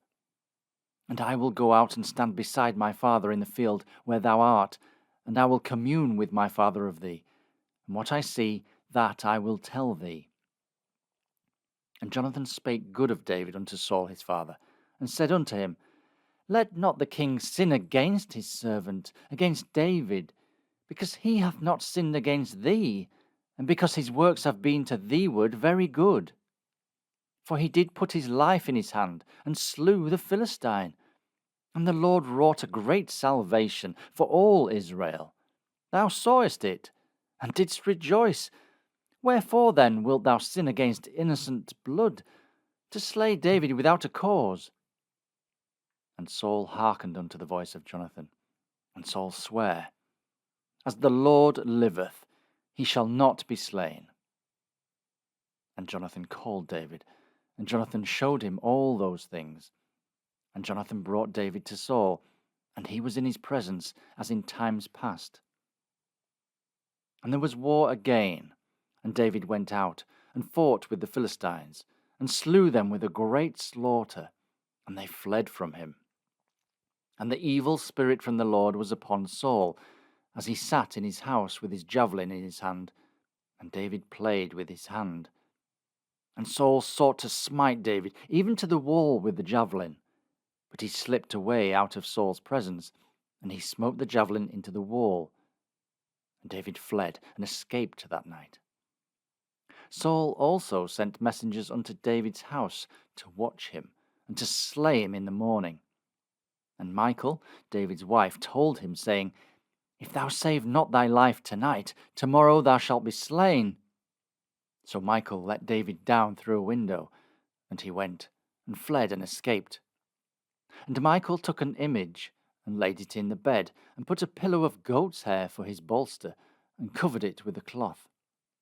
And when Saul sent messengers to take David, she said, "He is sick." And Saul sent the messengers again to see David, saying, "Bring him up to me in the bed, that I may slay him." And when the messengers were come in, behold, there was an image in the bed, with a pillow of goat's hair for his bolster. And Saul said unto Michal, "Why hast thou deceived me so, and sent away mine enemy, that he is escaped?" And Michal answered Saul, "He said unto me, Let me go. Why should I kill thee?" So David fled and escaped, and came to Samuel to Ramah, and told him all that Saul had done to him. And he and Samuel went and dwelt in Naioth. And it was told Saul, saying, "Behold, David is at Naioth in Ramah." And Saul sent messengers to take David. And when they saw the company of the prophets prophesying, and Samuel standing as appointed over them, the Spirit of God was upon the messengers of Saul, and they also prophesied. And when it was told Saul, he sent other messengers, and they prophesied likewise. And Saul sent messengers again the third time, and they prophesied also. Then he went also to Ramah, and came to a great well that is in Sechu. And he asked and said, "Where are Samuel and David?" And one said, "Behold, they be at Naioth in Ramah." And he went thither to Naioth in Ramah, and the Spirit of God was upon him also. And he went on and prophesied until he came to Naioth in Ramah. And he stripped off his clothes also, and prophesied before Samuel in like manner, and lay down naked all that day and all that night. Wherefore they say, Is Saul also among the prophets? Chapter 20. And David fled from Naioth in Ramah, and came and said before Jonathan, "What have I done? What is mine iniquity? And what is my sin before thy father, that he seeketh my life?" And he said unto him, "God forbid, thou shalt not die. Behold, my father will do nothing either great or small, but he will show it to me. And why should my father hide this thing from me? It is not so." And David sware moreover, and said, "Thy father certainly knoweth that I have found grace in thine eyes. And he saith, Let not Jonathan know this, lest he be grieved. But truly, as the Lord liveth, and thy soul liveth, there is but a step between me and death." Then said Jonathan unto David, "Whatsoever thy soul desireth, I will even do it for thee." And David said unto Jonathan, "Behold, tomorrow is the new moon, and I should not fail to sit with the king at meat. But let me go, that I may hide myself in the field unto the third day at even. If thy father at all miss me, then say, David earnestly asked leave of me that he might run to Bethlehem his city, for there is a yearly sacrifice there for all the family. If he say thus, It is well, thy servant shall have peace. But if he be very wroth, then be sure that evil is determined by him. Therefore thou shalt deal kindly with thy servant, for thou hast brought thy servant into a covenant of the Lord with thee. Notwithstanding, if there be in me iniquity, slay me thyself, for why shouldst thou bring me to thy father?" And Jonathan said, "Far be it from thee. For if I knew certainly that evil were determined by my father to come upon thee, then would I not tell it thee?" Then David said to Jonathan, "Who shall tell me? And what if thy father answer thee roughly?" And Jonathan said unto David, "Come, and let us go out into the field." And they went out both of them into the field. And Jonathan said unto David, "O Lord God of Israel, when I have sounded my father about tomorrow any time, or the third day, and behold, if there be good toward David, and I then send not unto thee, and show it thee, the Lord do so, and much more to Jonathan. But if it please my father to do thee evil, then I will show it thee, and send thee away, that thou mayest go in peace, and the Lord be with thee, as he hath been with my father. And thou shalt not only, while yet I live, show me the kindness of the Lord, that I die not, but also thou shalt not cut off thy kindness from my house for ever. No, not when the Lord hath cut off the enemies of David, every one from the face of the earth. So Jonathan made a covenant with the house of David, saying, Let the Lord even require it at the hand of David's enemies. And Jonathan caused David to swear again, because he loved him, for he loved him as he loved his own soul. Then Jonathan said to David, Tomorrow is the new moon, and thou shalt be missed, because thy seat will be empty. And when thou hast stayed 3 days, then thou shalt go down quickly, and come to the place where thou didst hide thyself when the business was in hand, and shalt remain by the stone Ezel. And I will shoot 3 arrows on the side thereof, as though I shot at a mark. And behold, I will send a lad, saying, Go, find out the arrows. If I expressly say unto the lad, Behold, the arrows are on this side of thee, take them. Then come thou, for there is peace to thee, and no hurt, as the Lord liveth.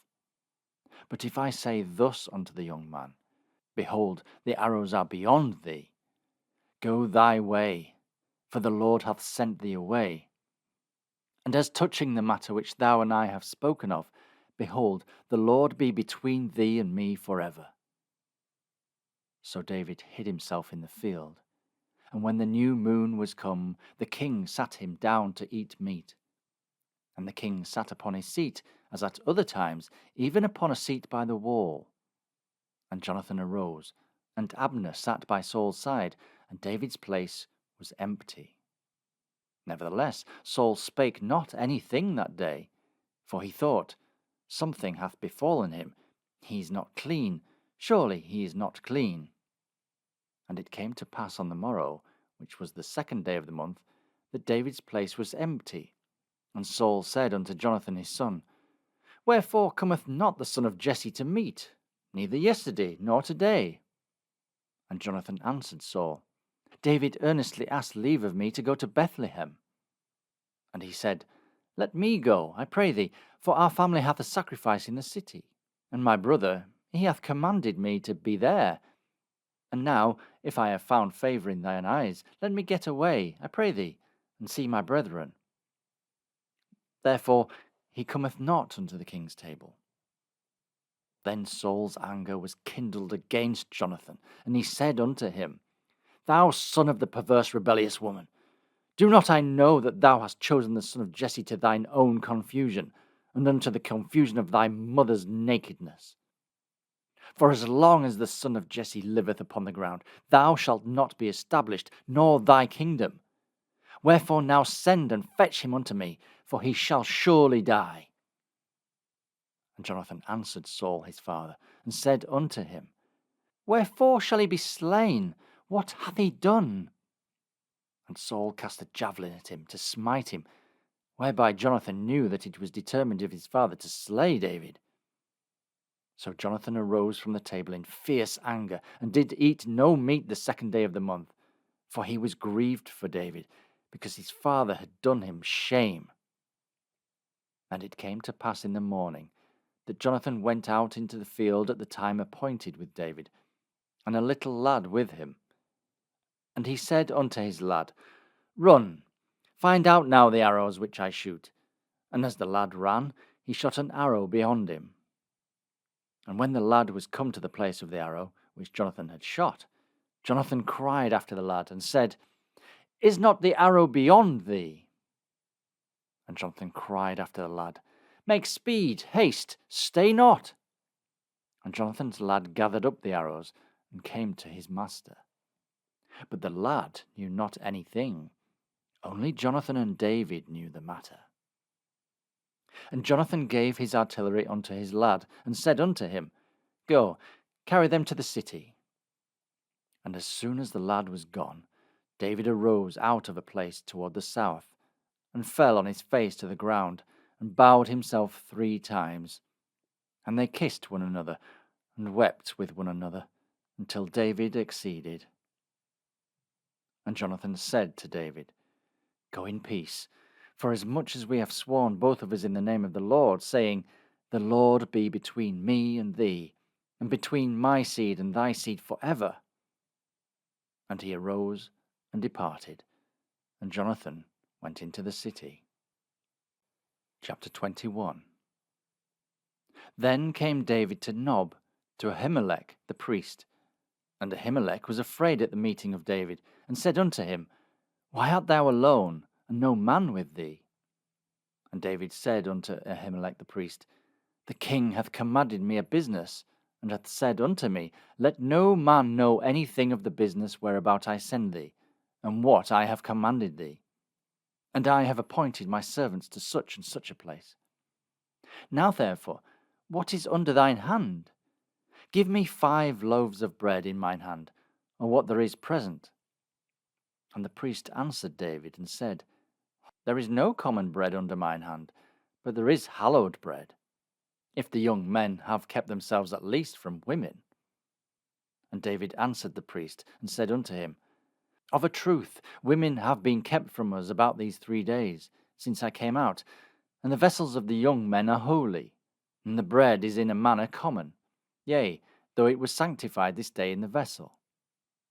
So the priest gave him hallowed bread, for there was no bread there but the showbread, that was taken from before the Lord, to put hot bread in the day when it was taken away. Now a certain man of the servants of Saul was there that day, detained before the Lord. And his name was Doeg, an Edomite, the chiefest of the herdmen that belonged to Saul. And David said unto Ahimelech, And is there not here under thine hand spear or sword? For I have neither brought my sword nor my weapons with me, because the king's business required haste. And the priest said, The sword of Goliath the Philistine, whom thou slewest in the valley of Elah, behold, it is here wrapped in a cloth before the ephod. If thou wilt take that, take it, for there is no other save that here. And David said, There is none like that. Give it me. And David arose and fled that day for fear of Saul, and went to Achish the king of Gath. And the servants of Achish said unto him, Is not this David the king of the land? Did they not sing one to another of him in dances, saying, Saul hath slain his thousands, and David his 10,000s? And David laid up these words in his heart, and was sore afraid of Achish the king of Gath. And he changed his behaviour before them, and feigned himself mad in their hands, and scrabbled on the doors of the gate, and let his spittle fall down upon his beard. Then said Achish unto his servants, Lo, ye see this man is mad. Wherefore then have ye brought him to me? Have I need of madmen? Have ye brought his fellow to play the madman in my presence? Shall this fellow come into my house? Chapter 22. David therefore departed thence, and escaped to the cave Adullam. And when his brethren and all his father's house heard it, they went down thither to him. And every one that was in debt, and every one that was discontented, gathered themselves unto him, and he became a captain over them. And there were with him about 400 men. And David went thence to Mizpeh of Moab, and he said unto the king of Moab, Let my father and my mother, I pray thee, come forth and be with you, till I know what God will do for me. And he brought them before the king of Moab, and they dwelt with him all the while that David was in the hold. And the prophet Gad said unto David, Abide not in the hold, depart, and get thee into the land of Judah. Then David departed, and came into the forest of Hareth. When Saul heard that David was discovered, and the men that were with him, now Saul abode in Gibeah under a tree in Ramah, having his spear in his hand, and all the servants were standing about him. Then Saul said unto his servants that stood about him, Hear now, ye Benjamites, will the son of Jesse give every one of you fields and vineyards, and make you all captains of thousands and captains of hundreds? That all of you have conspired against me, and there is none that showeth me that my son hath made a league with the son of Jesse. And there is none of you that is sorry for me, or showeth unto me that my son hath stirred up my servant against me, to lie in wait, as at this day? Then answered Doeg the Edomite, which was set over the servants of Saul, and said, I saw the son of Jesse coming to Nob, to Ahimelech the son of Ahitub. And he inquired of the Lord for him, and gave him victuals, and gave him the sword of Goliath the Philistine. Then the king sent to call Ahimelech the priest, the son of Ahitub, and all his father's house, the priests that were in Nob. And they came, all of them, to the king. And Saul said, Hear now, thou son of Ahitub. And he answered, Here I am, my lord. And Saul said unto him, Why have ye conspired against me, thou and the son of Jesse, in that thou hast given him bread and a sword, and hast inquired of God for him, that he should rise against me to lie in wait as at this day? Then Ahimelech answered the king and said, And who is so faithful among all thy servants as David, which is the king's son-in-law, and goeth at thy bidding, and is honourable in thine house? Did I then begin to inquire of God for him? Be it far from me. Let not the king impute anything unto his servant, nor to all the house of my father. For thy servant knew nothing of all this, less or more. And the king said, Thou shalt surely die, Ahimelech, thou and all thy father's house.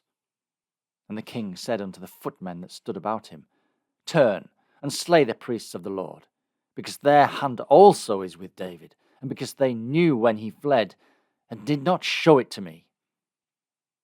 But the servants of the king would not put forth their hand to fall upon the priests of the Lord. And the king said to Doeg, Turn thou and fall upon the priests. And Doeg the Edomite turned, and he fell upon the priests, and slew on that day 75 persons that did wear a linen ephod. And Nob, the city of the priests, smote he with the edge of the sword, both men and women, children and sucklings, and oxen, and asses, and sheep, with the edge of the sword. And one of the sons of Ahimelech, the son of Ahitub, named Abiathar, escaped, and fled after David. And Abiathar showed David that Saul had slain the Lord's priests. And David said unto Abiathar, I knew it that day, when Doeg the Edomite was there, that he would surely tell Saul, I have occasioned the death of all the persons of thy father's house. Abide thou with me, fear not, for he that seeketh my life seeketh thy life, but with me thou shalt be in safeguard. Chapter 23. Then they told David, saying, Behold, the Philistines fight against Keilah, and they rob the threshing floors. Therefore David inquired of the Lord, saying, Shall I go and smite these Philistines? And the Lord said unto David, Go and smite the Philistines, and save Keilah. And David's men said unto him, Behold, we be afraid here in Judah. How much more then if we come to Keilah against the armies of the Philistines?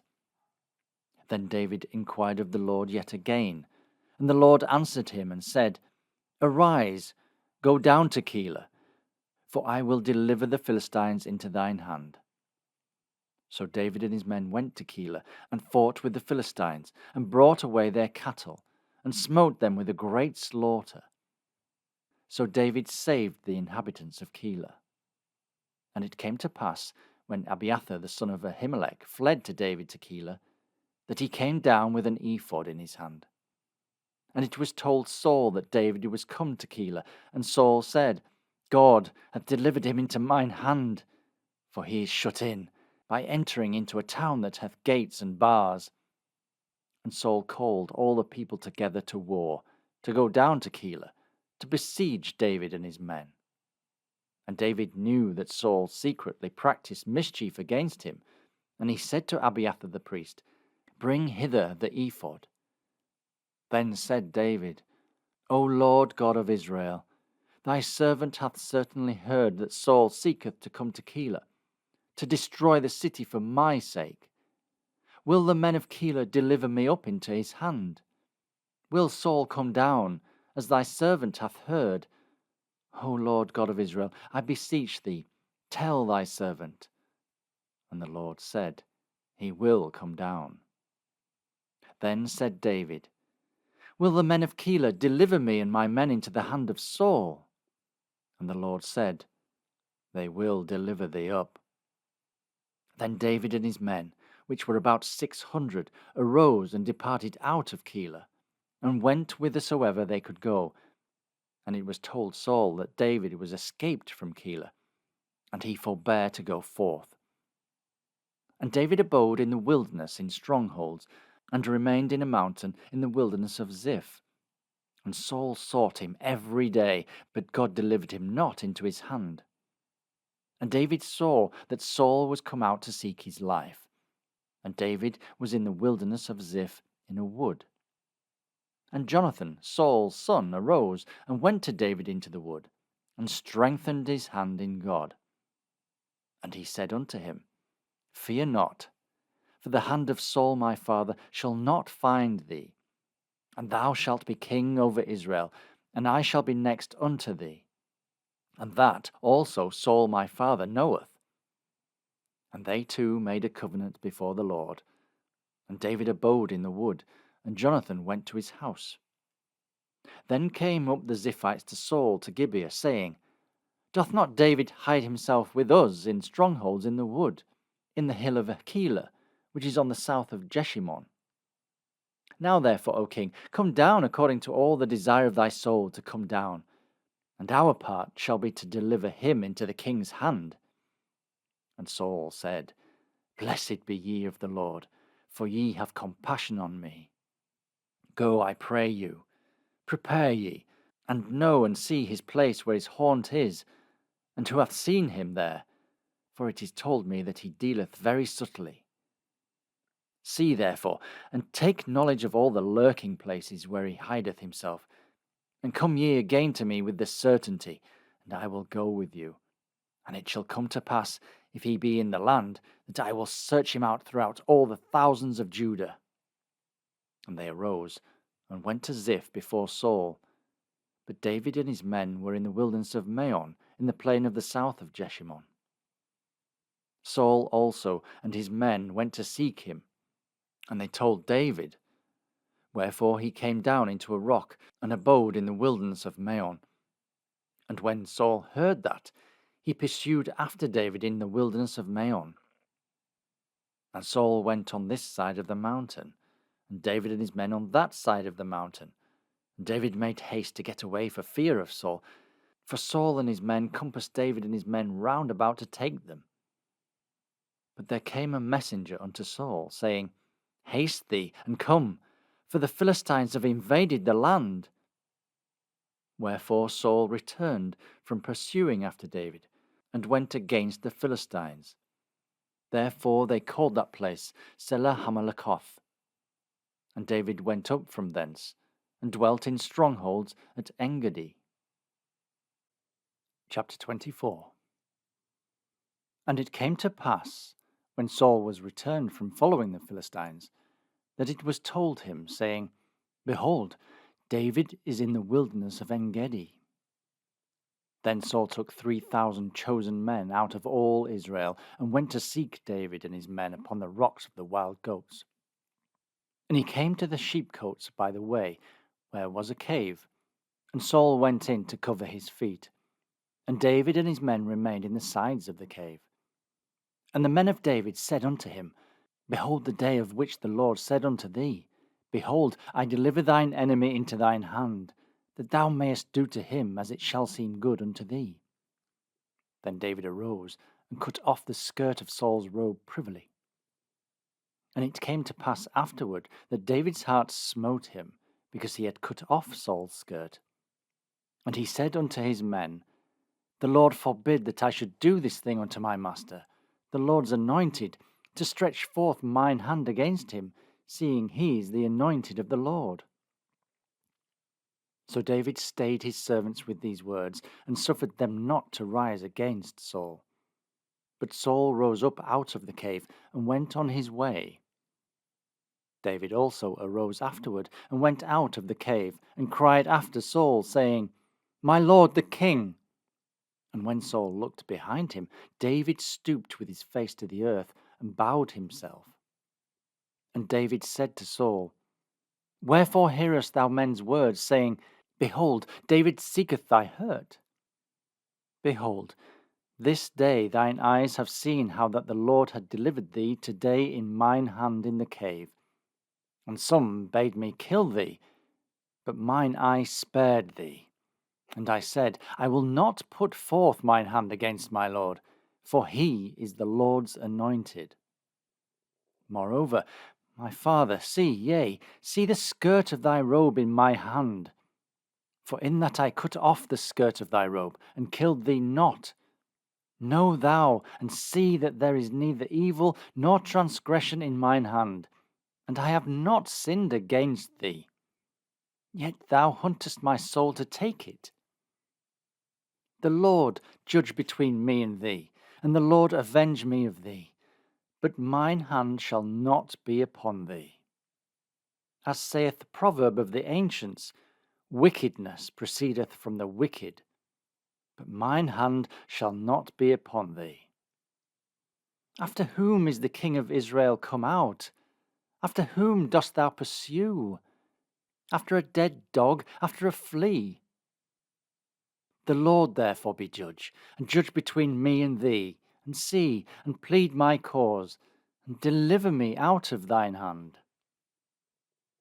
And it came to pass, when David had made an end of speaking these words unto Saul, that Saul said, Is this thy voice, my son David? And Saul lifted up his voice and wept.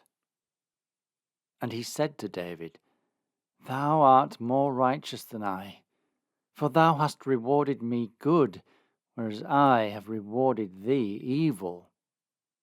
And thou hast showed this day how that thou hast dealt well with me, forasmuch as when the Lord had delivered me into thine hand, thou killest me not.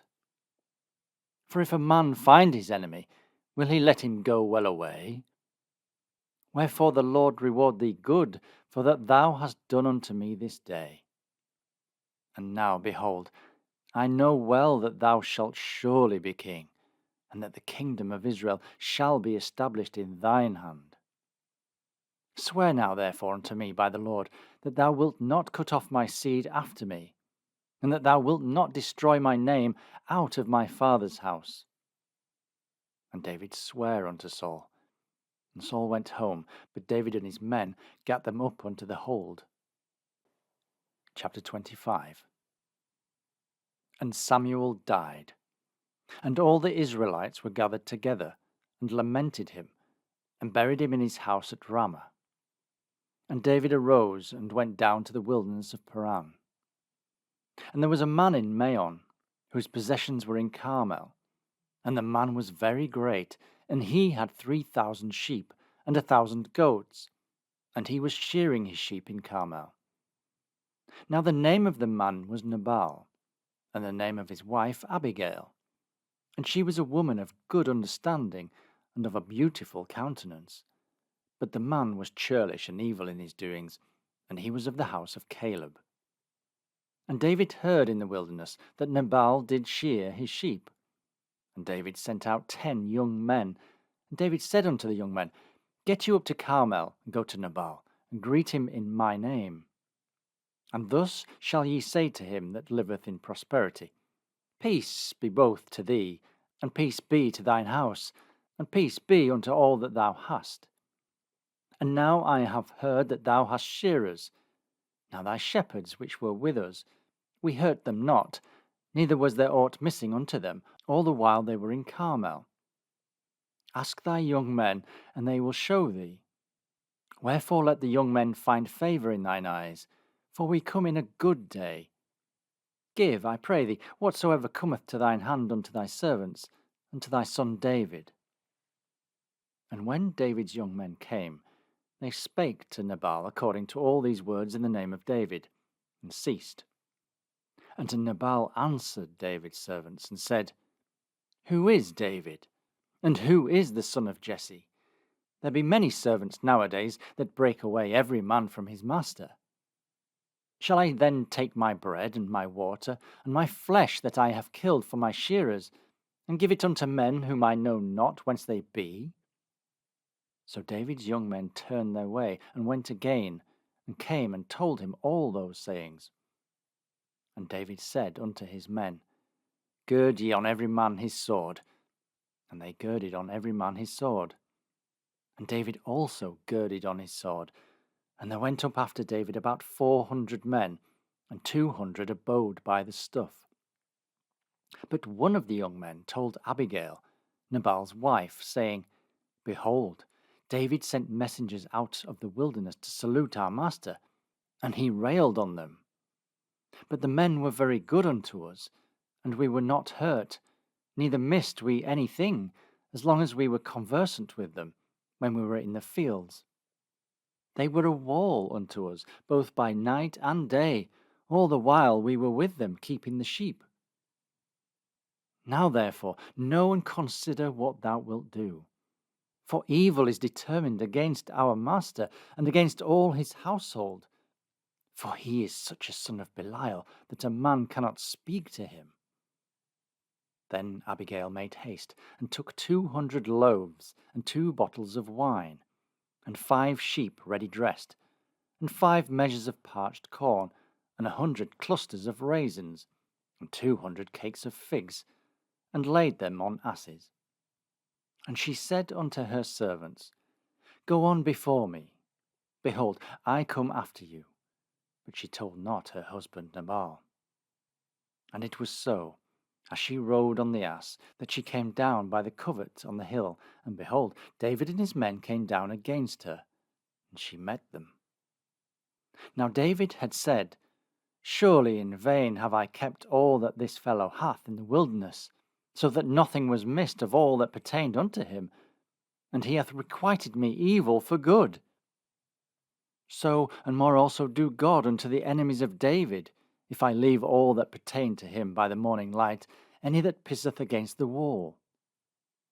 And when Abigail saw David, she hasted, and lighted off the ass, and fell before David on her face, and bowed herself to the ground, and fell at his feet, and said, Upon me, my lord, upon me let this iniquity be. And let thine handmaid, I pray thee, speak in thine audience, and hear the words of thine handmaid. Let not my lord, I pray thee, regard this man of Belial, even Nabal. For as his name is, so is he. Nabal is his name, and folly is with him. But I, thine handmaid, saw not the young men of my lord, whom thou didst send.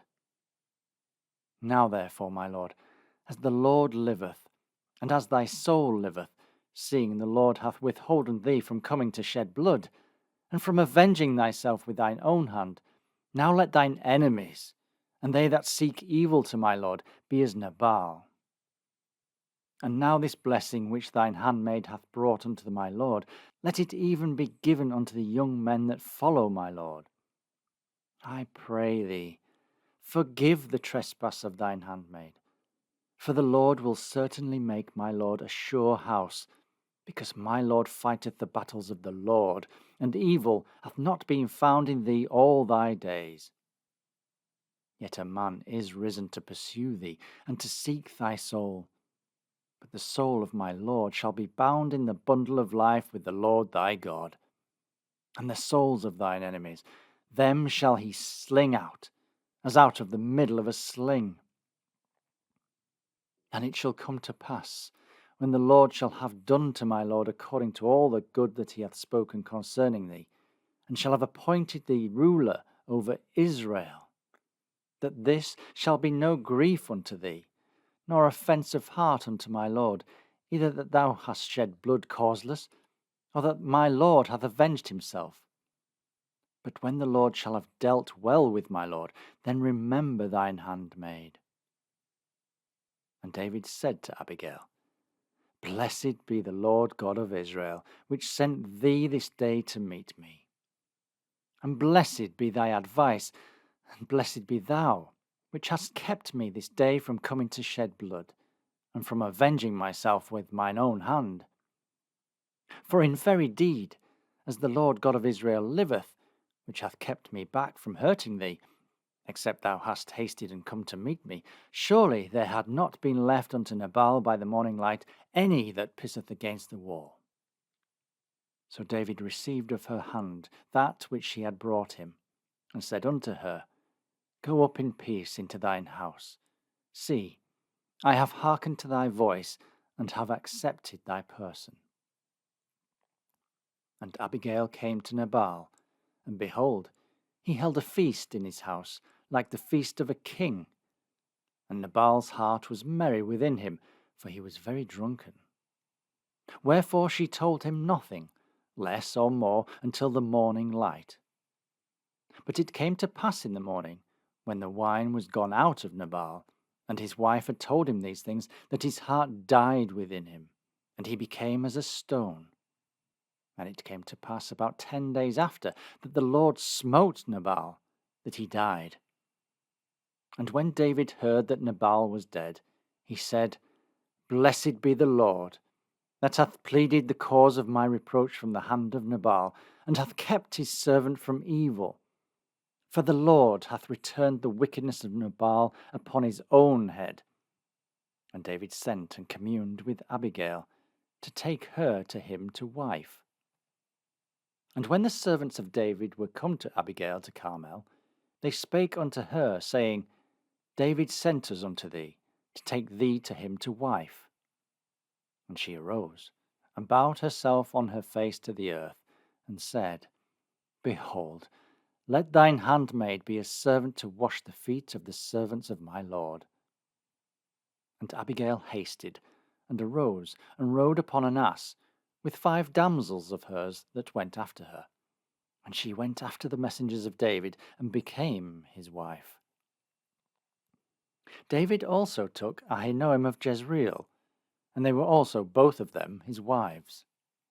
But Saul had given Michal his daughter, David's wife, to Phalti the son of Laish, which was of Galim. Chapter 26. And the Ziphites came unto Saul to Gibeah, saying, Doth not David hide himself in the hill of Achillah, which is before Jeshimon? Then Saul arose and went down to the wilderness of Ziph, having 3,000 chosen men of Israel with him, to seek David in the wilderness of Ziph. And Saul pitched in the hill of Achillah, which is before Jeshimon, by the way. But David abode in the wilderness, and he saw that Saul came after him into the wilderness. David therefore sent out spies, and understood that Saul was come in very deed. And David arose, and came to the place where Saul had pitched. And David beheld the place where Saul lay, and Abner the son of Ner, the captain of his host. And Saul lay in the trench, and the people pitched round about him. Then answered David, and said to Ahimelech the Hittite, and to Abishai the son of Zeruiah, brother to Joab, saying, Who will go down with me to Saul to the camp? And Abishai said, I will go down with thee. So David and Abishai came to the people by night, and behold, Saul lay sleeping within the trench, and his spear stuck in the ground at his bolster. But Abner and the people lay round about him. Then said Abishai to David, God hath delivered thine enemy into thine hand this day. Now therefore let me smite him, I pray thee, with the spear even to the earth at once, and I will not smite him the second time. And David said to Abishai, Destroy him not, for who can stretch forth his hand against the Lord's anointed and be guiltless? David said furthermore, As the Lord liveth, the Lord shall smite him, or his day shall come to die, or he shall descend into battle and perish. The Lord forbid that I should stretch forth mine hand against the Lord's anointed. But I pray thee, take thou now the spear that is at his bolster, and the cruse of water, and let us go.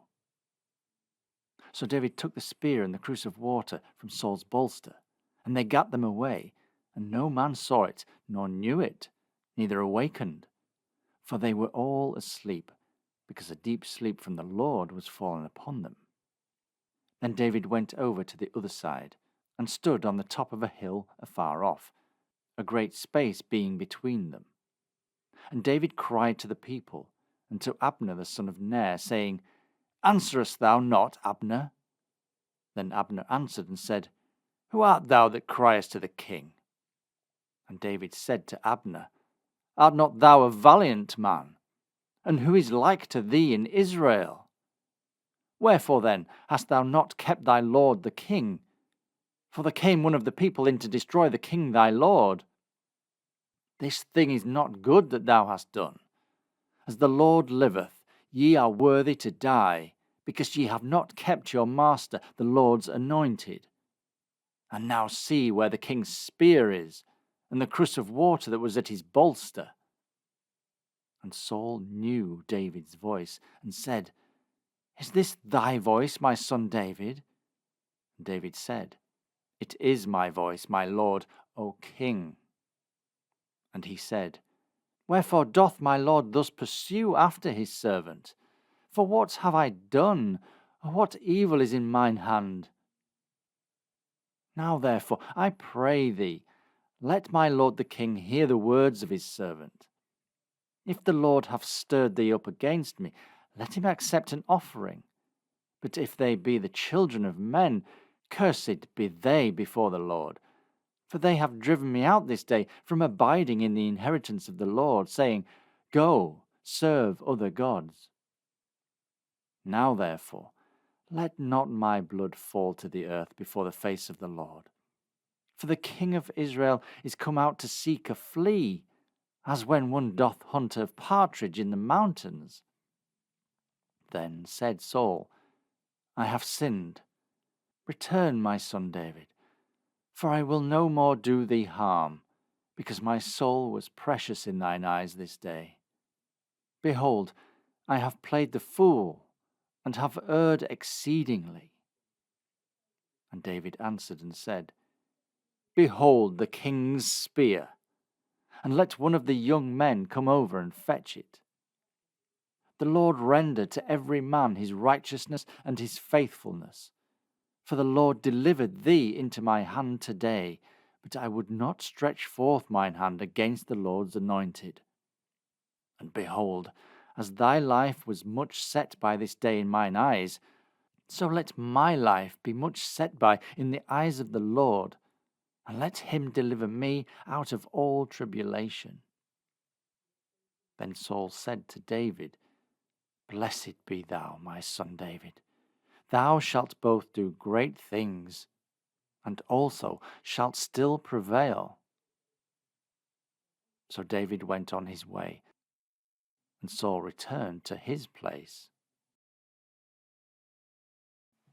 Chapter 27.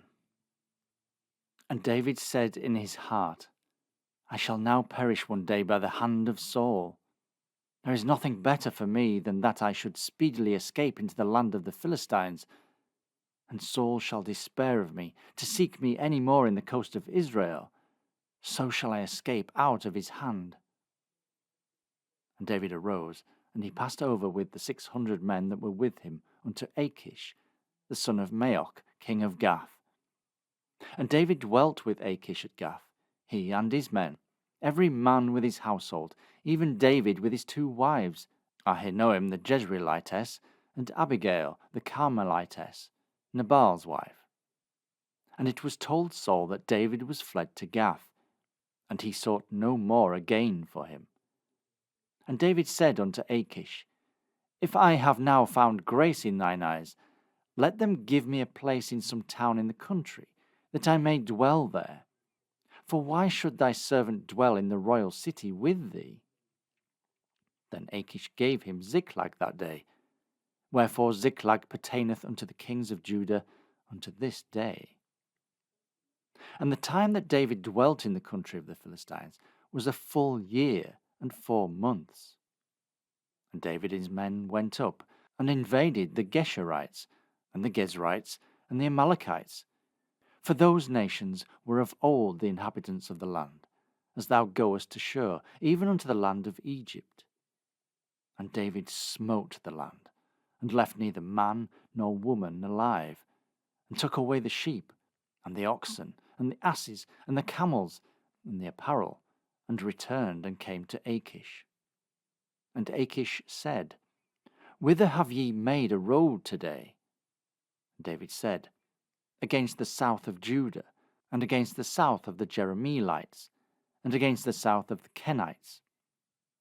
And David saved neither man nor woman alive, to bring tidings to Gath, saying, Lest they should tell on us, saying, So did David, and so will be his manner all the while he dwelleth in the country of the Philistines.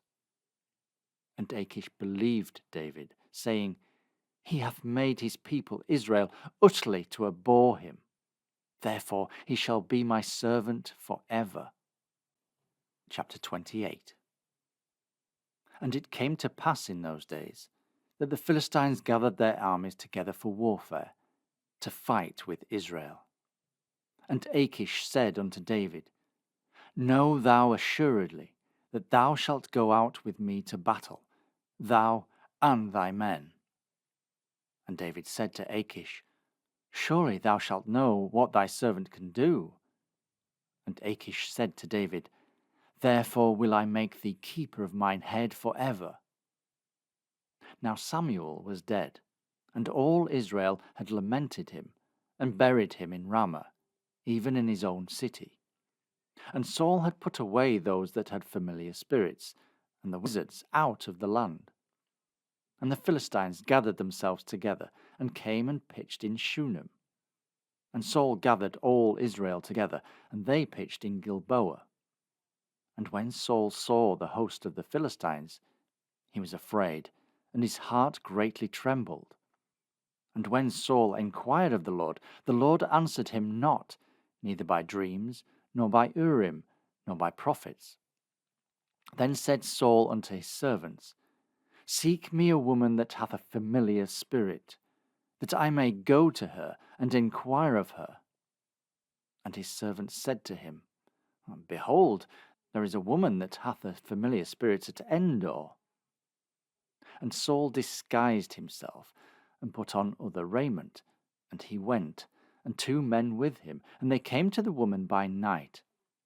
And he said, I pray thee, divine unto me by the familiar spirit, and bring me him up, whom I shall name unto thee. And the woman said unto him, Behold, thou knowest what Saul hath done, how he hath cut off those that have familiar spirits, and the wizards out of the land. Wherefore then layest thou a snare for my life, to cause me to die? And Saul sware to her by the Lord, saying, As the Lord liveth, there shall no punishment happen to thee for this thing.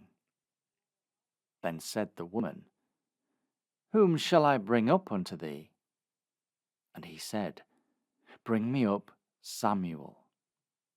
And when the woman saw Samuel, she cried with a loud voice. And the woman spake to Saul, saying, Why hast thou deceived me? For thou art Saul. And the king said unto her, Be not afraid, for what sawest thou? And the woman said unto Saul, I saw gods ascending out of the earth. And he said unto her, What form is he of? And she said, An old man cometh up, and he is covered with a mantle. And Saul perceived that it was Samuel. And he stooped with his face to the ground, and bowed himself. And Samuel said to Saul, Why hast thou disquieted me to bring me up? And Saul answered, I am sore distressed, for the Philistines make war against me, and God is departed from me, and answereth me no more, neither by prophets nor by dreams. Therefore I have called thee, that thou mayest make known unto me what I shall do. Then said Samuel, Wherefore then dost thou ask of me, seeing the Lord is departed from thee, and is become thine enemy? And the Lord hath done to him as he spake by me. For the Lord hath rent the kingdom out of thine hand, and given it to thy neighbour, even to David. Because thou obeyest not the voice of the Lord, nor executest his fierce wrath upon Amalek. Therefore hath the Lord done this thing unto thee this day. Moreover, the Lord will also deliver Israel with thee into the hands of the Philistines. And tomorrow shalt thou and thy sons be with me. The Lord also shall deliver the host of Israel into the hand of the Philistines. Then Saul fell straightway all along the earth, and was sore afraid because of the words of Samuel. And there was no strength in him, for he had eaten no bread all the day, nor all the night. And the woman came unto Saul, and saw that he was sore troubled, and said unto him, Behold, thine handmaid hath obeyed thy voice, and I have put my life in my hand, and have hearkened unto thy words which thou spakest unto me. Now therefore, I pray thee, hearken thou also unto the voice of thine handmaid, and let me set a morsel of bread before thee, and eat, that thou mayest have strength when thou goest on thy way. But he refused, and said, I will not eat. But his servants, together with the woman, compelled him. And he hearkened unto their voice. So he arose from the earth, and sat upon the bed. And the woman had a fat calf in the house, and she hasted and killed it, and took flour, and kneaded it, and did bake unleavened bread thereof.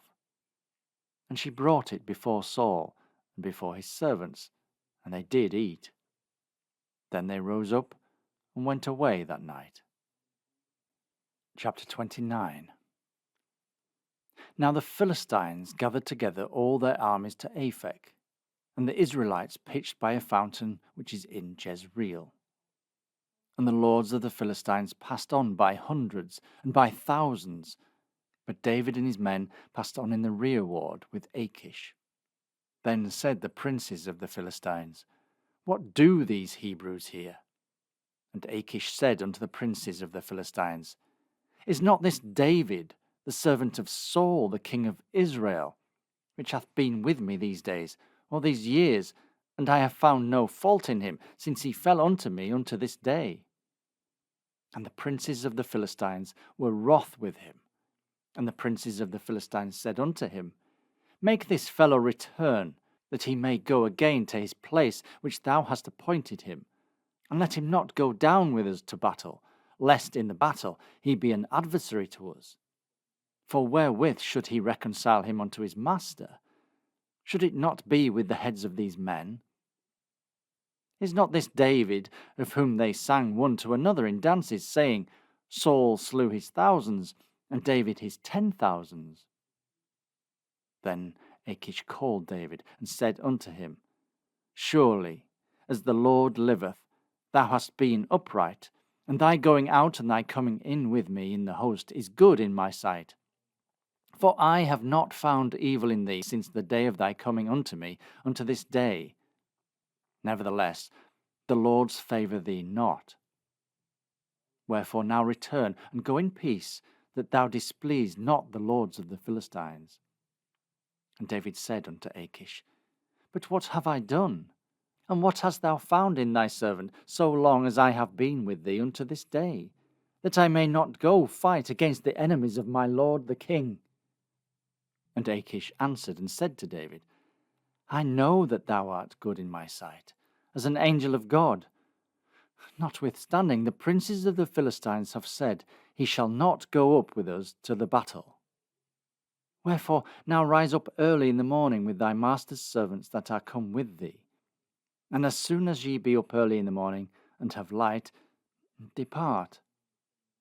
So David and his men rose up early to depart in the morning, to return into the land of the Philistines. And the Philistines went up to Jezreel. Chapter 30.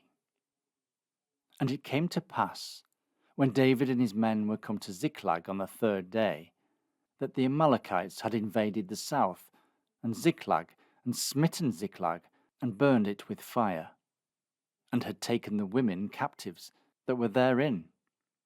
They slew not any, either great or small, but carried them away, and went on their way. So David and his men came to the city, and behold, it was burned with fire, and their wives and their sons and their daughters were taken captives. Then David and the people that were with him lifted up their voice and wept, until they had no more power to weep. And David's 2 wives were taken captives, Ahinoam the Jezreelitess, and Abigail the wife of Nabal the Carmelite. And David was greatly distressed, for the people spake of stoning him, because the soul of all the people was grieved, every man for his sons and for his daughters. But David encouraged himself in the Lord his God. And David said to Abiathar the priest, Ahimelech's son, I pray thee, bring me hither the ephod. And Abiathar brought thither the ephod to David. And David inquired at the Lord, saying, Shall I pursue after this troop? Shall I overtake them? And he answered him, Pursue, for thou shalt surely overtake them, and without fail recover all. So David went, he and the 600 men that were with him, and came to the brook Besor, where those that were left behind stayed. But David pursued, he and 400 men, for 200 abode behind, which were so faint that they could not go over the brook Besor. And they found an Egyptian in the field, and brought him to David, and gave him bread, and he did eat, and they made him drink water. And they gave him a piece of cake of figs, and 2 clusters of raisins. And when he had eaten, his spirit came again to him, for he had eaten no bread, nor drunk any water 3 days and 3 nights. And David said unto him, To whom belongest thou? And whence art thou? And he said, I am a young man of Egypt, servant to an Amalekite, and my master left me, because 3 days agone I fell sick. We made an invasion upon the south of the Cherethites, and upon the coast which belongeth to Judah, and upon the south of Caleb, and we burned Ziklag with fire. And David said to him, Canst thou bring me down to this company? And he said, Swear unto me by God, that thou wilt neither kill me, nor deliver me into the hands of my master, and I will bring thee down to this company. And when he had brought him down, behold, they were spread abroad upon all the earth, eating and drinking and dancing, because of all the great spoil that they had taken out of the land of the Philistines, and out of the land of Judah. And David smote them from the twilight even unto the evening of the next day. And there escaped not a man of them, save 400 young men, which rode upon camels and fled. And David recovered all that the Amalekites had carried away, and David rescued his 2 wives. And there was nothing lacking to them, neither small nor great, neither sons nor daughters, neither spoil nor anything that they had taken to them. David recovered all. And David took all the flocks and the herds, which they drave before those other cattle, and said, This is David's spoil. And David came to the 200 men, which were so faint that they could not follow David, whom they had made also to abide at the brook Besor. And they went forth to meet David, and to meet the people that were with him. And when David came near to the people, he saluted them. Then answered all the wicked men and men of Belial, of those that went with David, and said, Because they went not with us, we will not give them aught of the spoil that we have recovered, save to every man his wife and his children, that they may lead them away and depart. Then said David, Ye shall not do so, my brethren, with that which the Lord hath given us, who hath preserved us, and delivered the company that came against us into our hand. For who will hearken unto you in this matter? But as his part is that goeth down to the battle, so shall his part be that tarrieth by the stuff. They shall part alike. And it was so from that day forward, that he made it a statute and an ordinance for Israel unto this day. And when David came to Ziklag, he sent of the spoil unto the elders of Judah, even to his friends, saying, Behold, a present for you of the spoil of the enemies of the Lord.